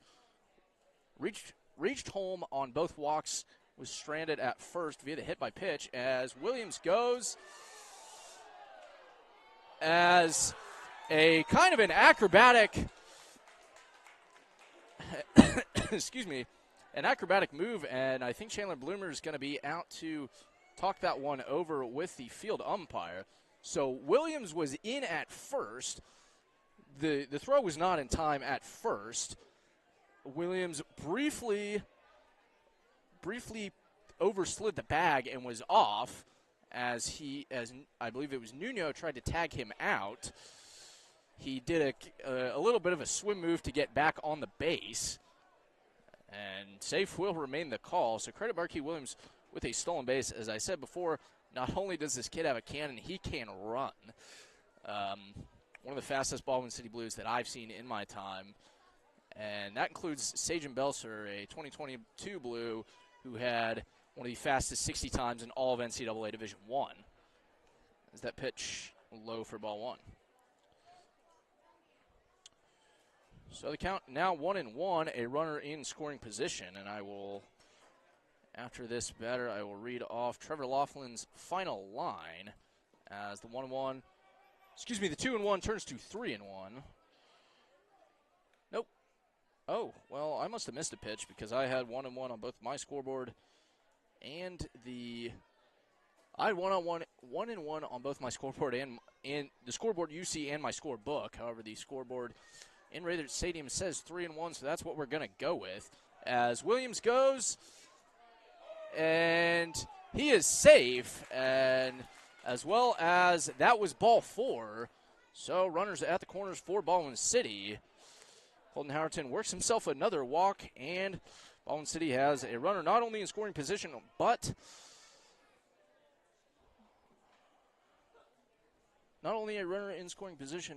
in third base. And I'll move the camera so you guys can see that. Sorry, it's not a bit of a walk, but it's a walk from the computer to the camera. As Cade Adams steps in with 2 outs. He sends this one deep into left field, and that ball is gone. A 3-run home run by Cade Adams, his first of the season, and Baldwin City takes a 12-5 lead over Junction City. And that one was hit well, a no-doubter. Left fielder Sammy Padilla didn't even get to the warning track. I think him, like everybody else in this park, knew that ball was gone. So a 3-run shot by Cade Adams sees Baldwin City extend their lead. And Quinn Grobel will step in. So Trevor Laughlin's line now, finally reading that. 1/3 of an innings pitched, 3 hits, 7 runs, all of them earned, 3 walks, 0 strikeouts. It is now Kavanaugh pitching for him, as first pitch to Quinn Grobel is high and outside for ball 1. Grobel currently 1 for 3 with a hit and a run. That hit came in that 7-run 4th inning for Baldwin City. As he hits this one into right field, it will be Padilla giving chase, and that ball will be gone.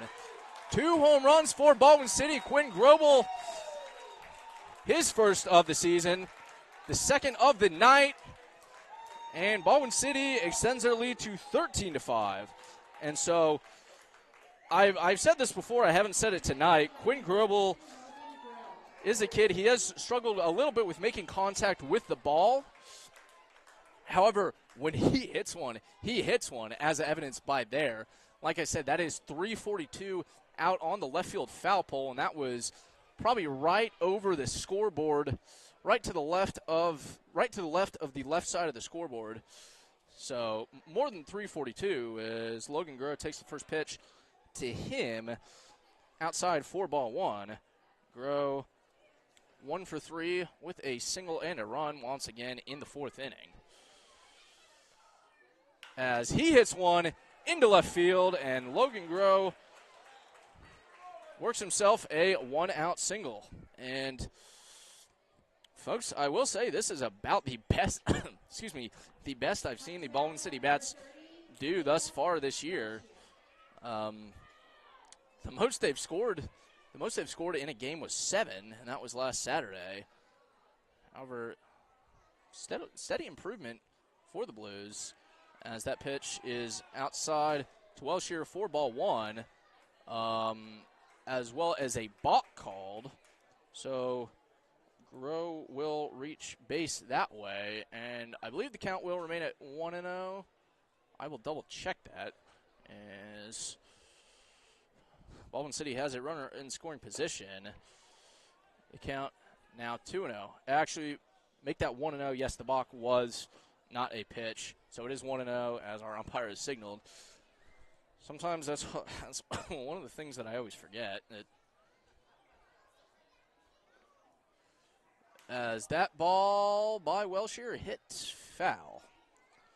And nobody could really make a play on that. Welshier currently 0 for 3, however, does have an RBI to his name and has reached via a walk. Looking for his first hit to keep this Baldwin City line moving.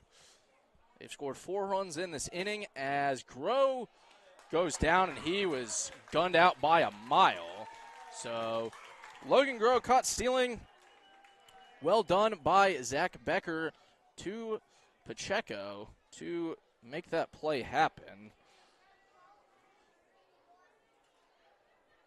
And there are now 2 away. So, and by the way, that was, I believe, ball 2. as Welsher swings. So either way, there are 2 strikes now. And all of a sudden, if you're Junction City, yeah, at least in this inning, your momentum is shifted as a 2-2 is fouled off. But what I was saying was, it was a runner on. Wow, excuse me. A runner in scoring position on second with 1 out. He gets caught stealing. All of a sudden, your base is cleared and a strike away from ending the inning. As the 2-2 pitch outside, the count goes full to Caleb Welsher.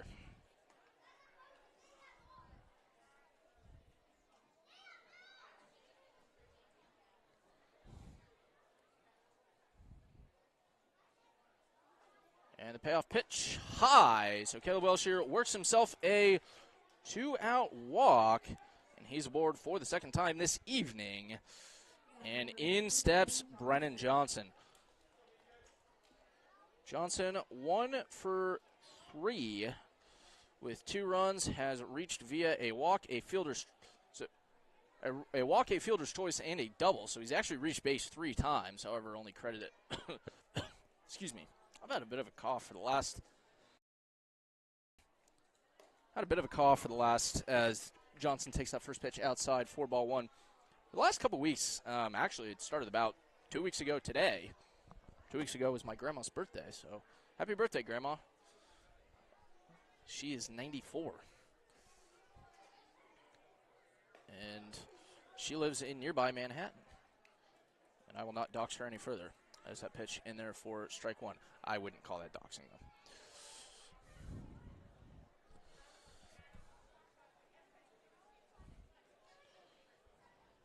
Let's count 1-1 to Brennan Johnson, as he puts this one in play right to the glove of George Andrews, who tags first base, and that'll do it here in the top of the 6th inning. 4 runs off 4 hits, no errors, 1 left on. 2 home runs by Baldwin City sees them extend the lead. They now lead 13-5 as we go into the bottom of the 6th inning. And with that, we will take a break and be back with that bottom of the 6th.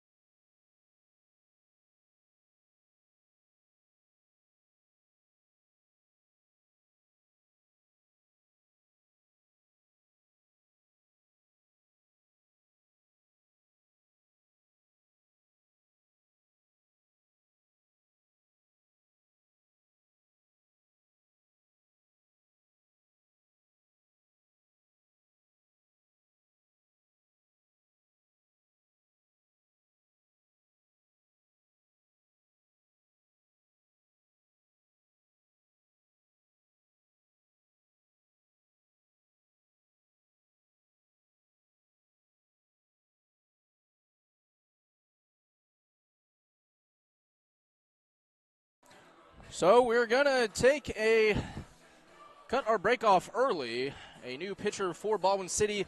It is Taylor Polensky. And we'll read you a little bit of his bio in just a moment. Ty Clark's day is done. We will read you his line. Clark finishes his day, 5 innings pitched, 9 hits, 5 runs, all of them earned, 1 walk, 1 strikeout. And should this result hold, he's currently in position for the win. But there's a lot of ball left. It is the bottom of the 6th. Junction City, obviously, with 4 chances, 12 outs to make up at least 8 runs. And I've seen this Junction City team throughout the years. They're absolutely capable, as Kayla Ortner leads off the bottom of the 6th. Ortner 0 for 2 with a fielder's choice and a line out. as he's the first batter that Polensky will face, and he sees first pitch inside for ball one. Taylor Polensky is a native of Strong City, Kansas. Just finished his first year at Allen County Community College. Not Ortner, as this pitch is fouled out of play and hits the roof above us. And I'm happy it only went that far. It might have been on the trajectory to my car, which would have been unfortunate. Polensky attended Chase County High School. Chase County, a member of the Flint Hills League, as he labels that one in there for called strike two. Flint Hills League, another high school league with a little bit of realignment. Wabunsee from the Mid-East League, which, as I mentioned before, will be no longer. As Ortner swings and misses, that is strike three to Ortner. And Polensky is on with his first strikeout of the game. But the Mid-East League will be no more, and Wabunsee leaving the Mid-East to join the Flint Hills League, which Chase County is in now. And so the next batter is Jackson Summers. The first pitch to Summers is hit to Cade Adams at third. The throw over first is in time. So a 5-3 putout, and Jackson Summers is retired. And the top of the order comes up for Junction City. It is Ian Lucy. Lucy 2 for 3 with a run, a single and a double. And his most recent at bat was a flyout in the bottom of the fourth. As he sees the first pitch outside for ball one.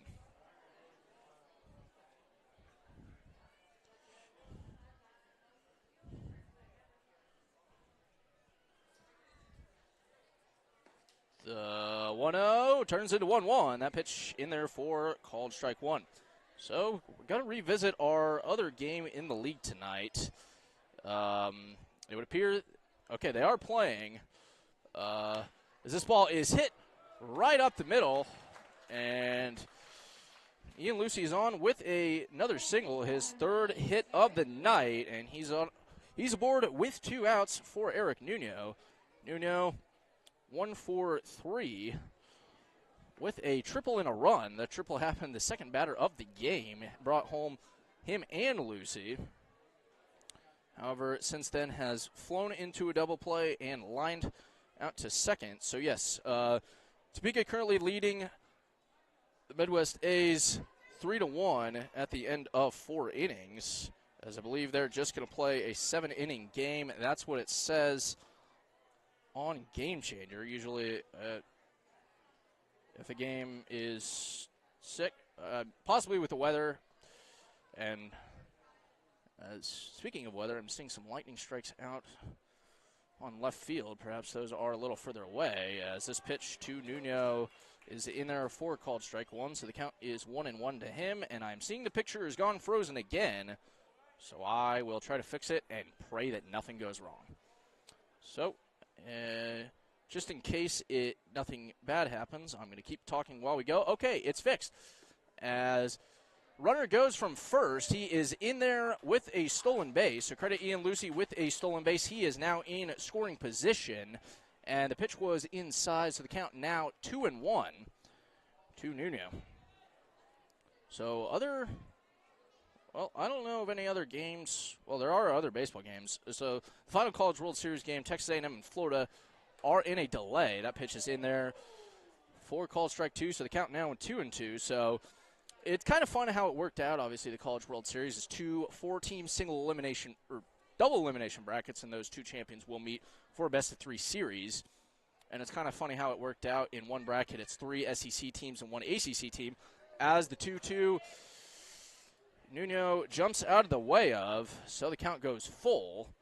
And so 3 SEC, 1 ACC in one bracket, and 3 ACC and 1 SEC in there for the other.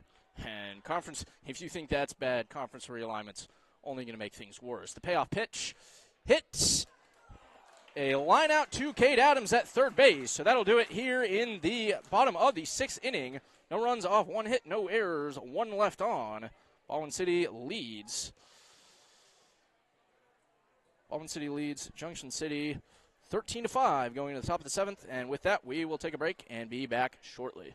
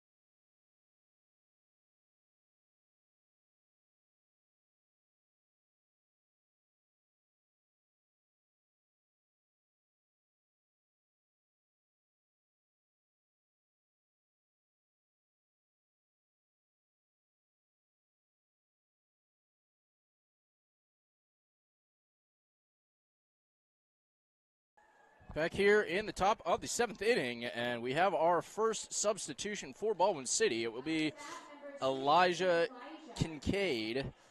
Kincaid takes the place of Andrew Brubeck, and so he will be the catcher. I will pencil that in, as Tanner Kilmer often likes to do that. Make a 7th inning sub as a pitch to Kincaid, taken high for ball 1. And on deck is Ryan Cox, who will presumably he will take the place of Tyson Grammer at first base.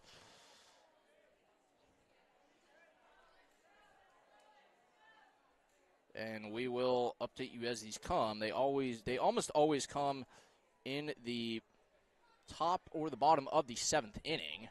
But Elijah Kincaid sees 1-0. And now 2-0. Kincaid, a native of Topeka, plays his college ball at Allen County Community College and played at Topeka High School. And as that pitch goes outside for ball 3, and a little bit of Topeka High School news as I checked Twitter during the break, it would appear that Nigeri Canada, a graduate of Topeka High, plans to enter the transfer portal. Probably the best pitcher in college softball this year. As the 3-0 goes high for ball 4, Elijah Kincaid works himself a lead-off walk. Canada was the national, not even the, she's undisputably the best player in college softball. Was the national player of the year in 2024. Finished the season with a .73 ERA and 337 strikeouts. That's pretty good, but she's in the transfer portal, and some team will be lucky to have her. I'm a Kansas State fan for, college athletics, and as this pitch to Cox goes above his head, and Kincaid will take second, and the count will be 1-0.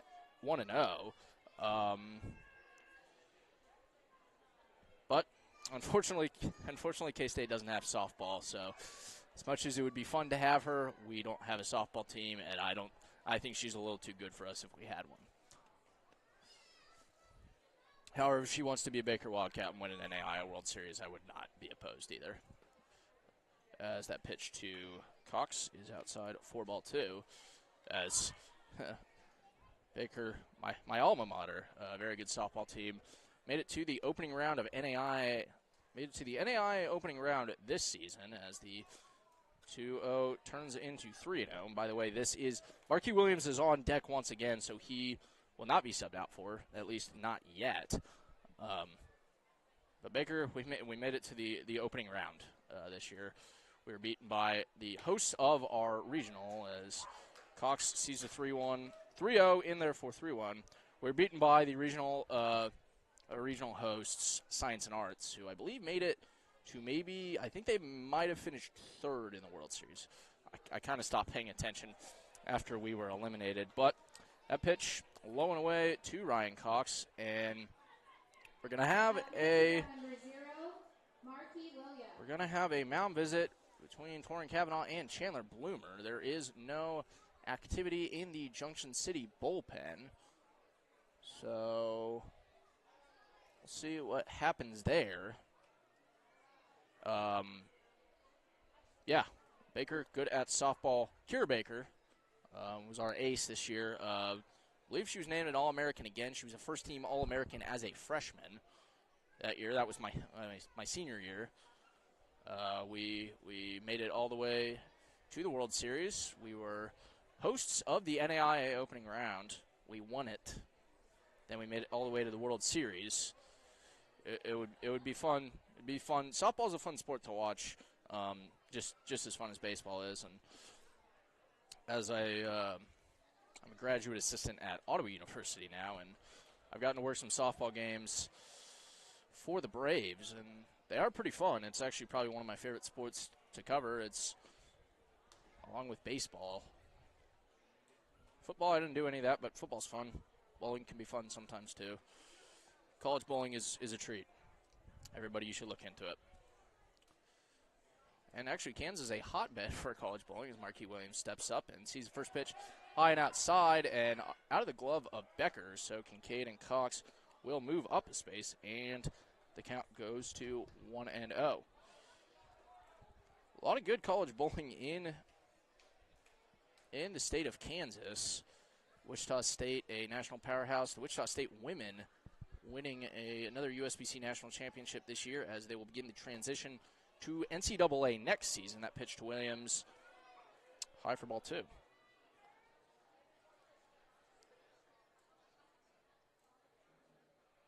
Williams is 1 for 3 with a single and 2 runs. He reached base the second time via a walk as he sees 3-0 right now. Newman also very good, both of them in Wichita.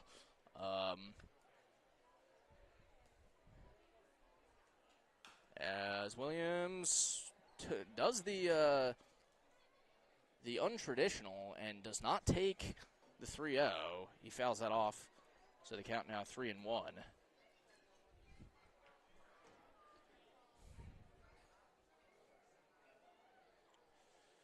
The 3-1 swung on and missed, and the count moves full to Williams.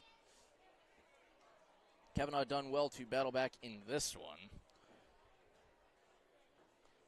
Want to stop the bleeding and want to make sure that no more Baldwin City runs come through. But the 3-2 is hit into right field. It will be Lucy under that one.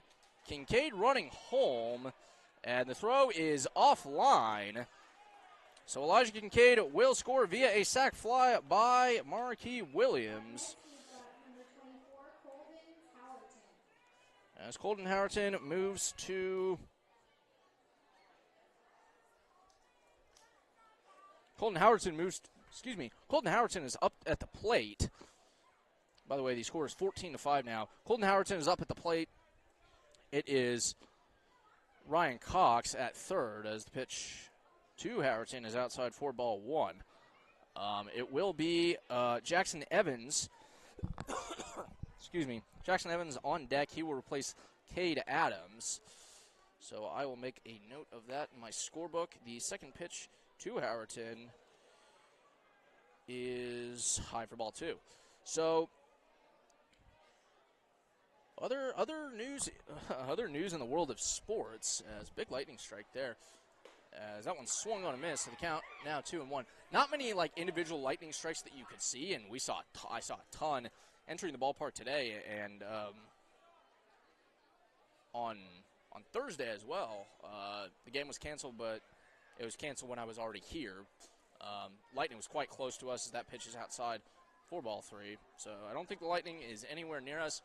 Wasn't even expecting to have any rain, but hit a lot of storms right before Manhattan, or right before passing Manhattan. It was right about exit 316 when it started. The exit to Manhattan is 313 as that pitch is fouled off, so the count goes full to Colton Howerton. Other news in the world of sports, the ICC T20 World Cup, that is cricket, that the United States is joint hosting. We are through.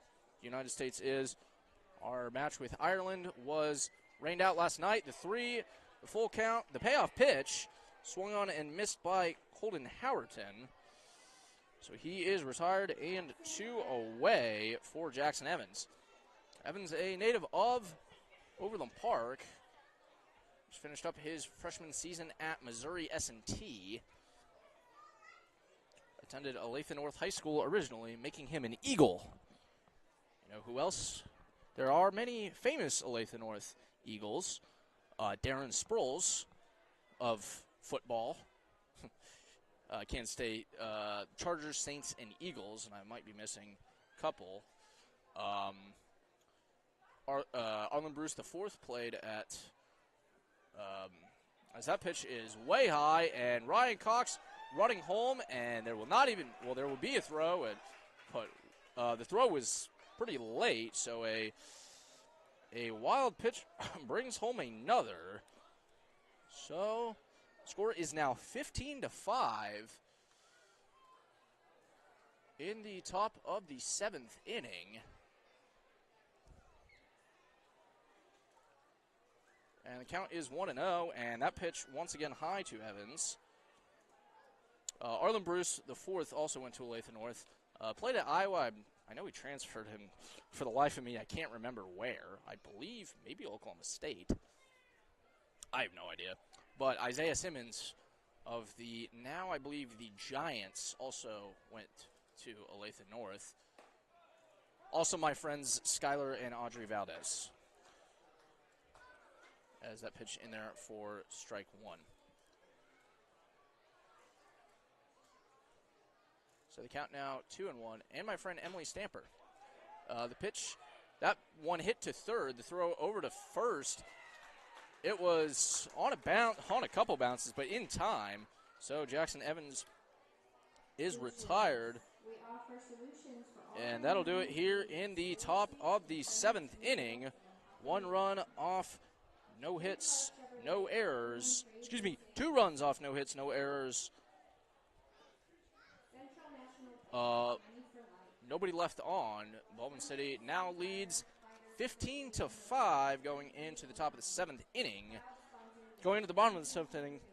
And with that, we will take a break.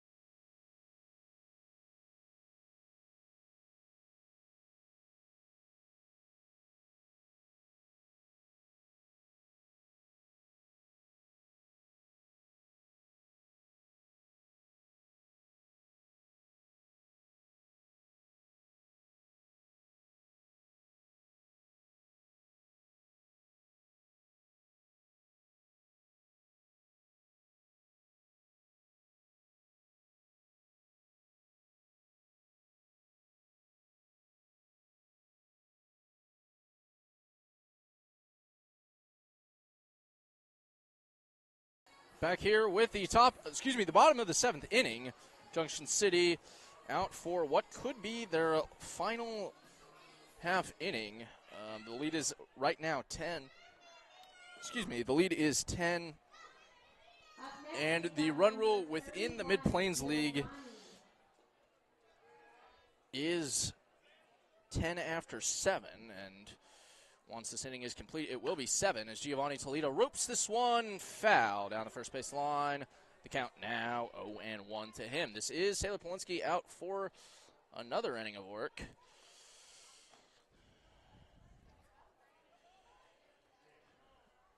And Toledo is 1 for 3, reached via a single as he takes that one low and inside for ball 1. Reached via a single and scored in the first inning and has since had batted balls caught on a fly or caught in the air by Brennan Johnson in left field. He sees that pitch inside of 4 ball 2, so the count is 2-1.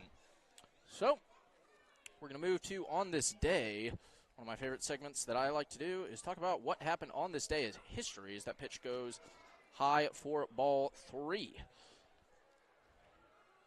So the count now 3-1. So on this day in history, on this day in 1215, King John signed the Magna Carta as that one is chopped foul into the third base dugout, and the count goes full. The Magna Carta was signed on this day in 1215 by King John, pretty much saying that King John and the royal family were not above the law, and that was one of the first great documents. As this ball is hit to Evans at third, the throw over to first is in time. So one away here in the bottom of the 7th as George Andrews steps in. Andrews is 1 for 1, has reached base via a hit by pitch and a walk, as well as hitting a solo home run in the bottom of the 5th inning. But the Magna Carta, believed to be one of the great first documents of power to the people, as that pitch is outside for ball 1 in history. On this day in 1775, George Washington was appointed commander-in-chief of the Continental Army just days after its formation. That pitch is outside for ball 2. And on this day in 1844, as Polinsky wants a new ball, Charles Goodyear filed the patent for vulcanized rubber. Obviously, Goodyear and vulcanized rubber, what do we know it best for? Hockey pucks. No, that is what they're made of, but no, tires. Goodyear tires, yeah. The 2-0 swung on and missed. The count goes to 2-1. So on this day in 1878, the first moving pictures were caught on camera. It was 12 pictures of a horse running. And it was that pitch inside, so the count 3-1. On this day, by the way, today is June 15th. On this day in 1888, Wilhelm II became Emperor of Germany. Obviously, we know him better today as Kaiser Wilhelm, the leader of Germany during World War II. And that pitch, Andrews thought it was ball 4, and I'm going to be honest, I thought it might have as well, but it was definitely in line inside to outside, but looked a little low. However, the home plate umpire thought different, so the count is full. And the payoff pitch swung on and missed. 2 away now in the bottom of the 7th inning.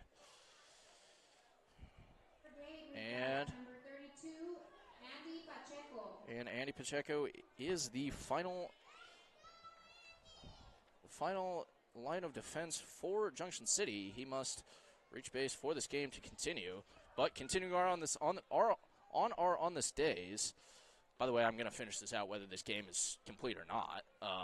I will stay on, and I won't force you to listen. You can turn it off whenever you want, but I will keep talking. On this day in sports, my final on this day in history, on this day in 1916, as this ball is hit to Jackson Evans at third. The throw over to first is in time, and that will do it. No runs off, no hits, no errors. Nobody left on, a 1-2-3, and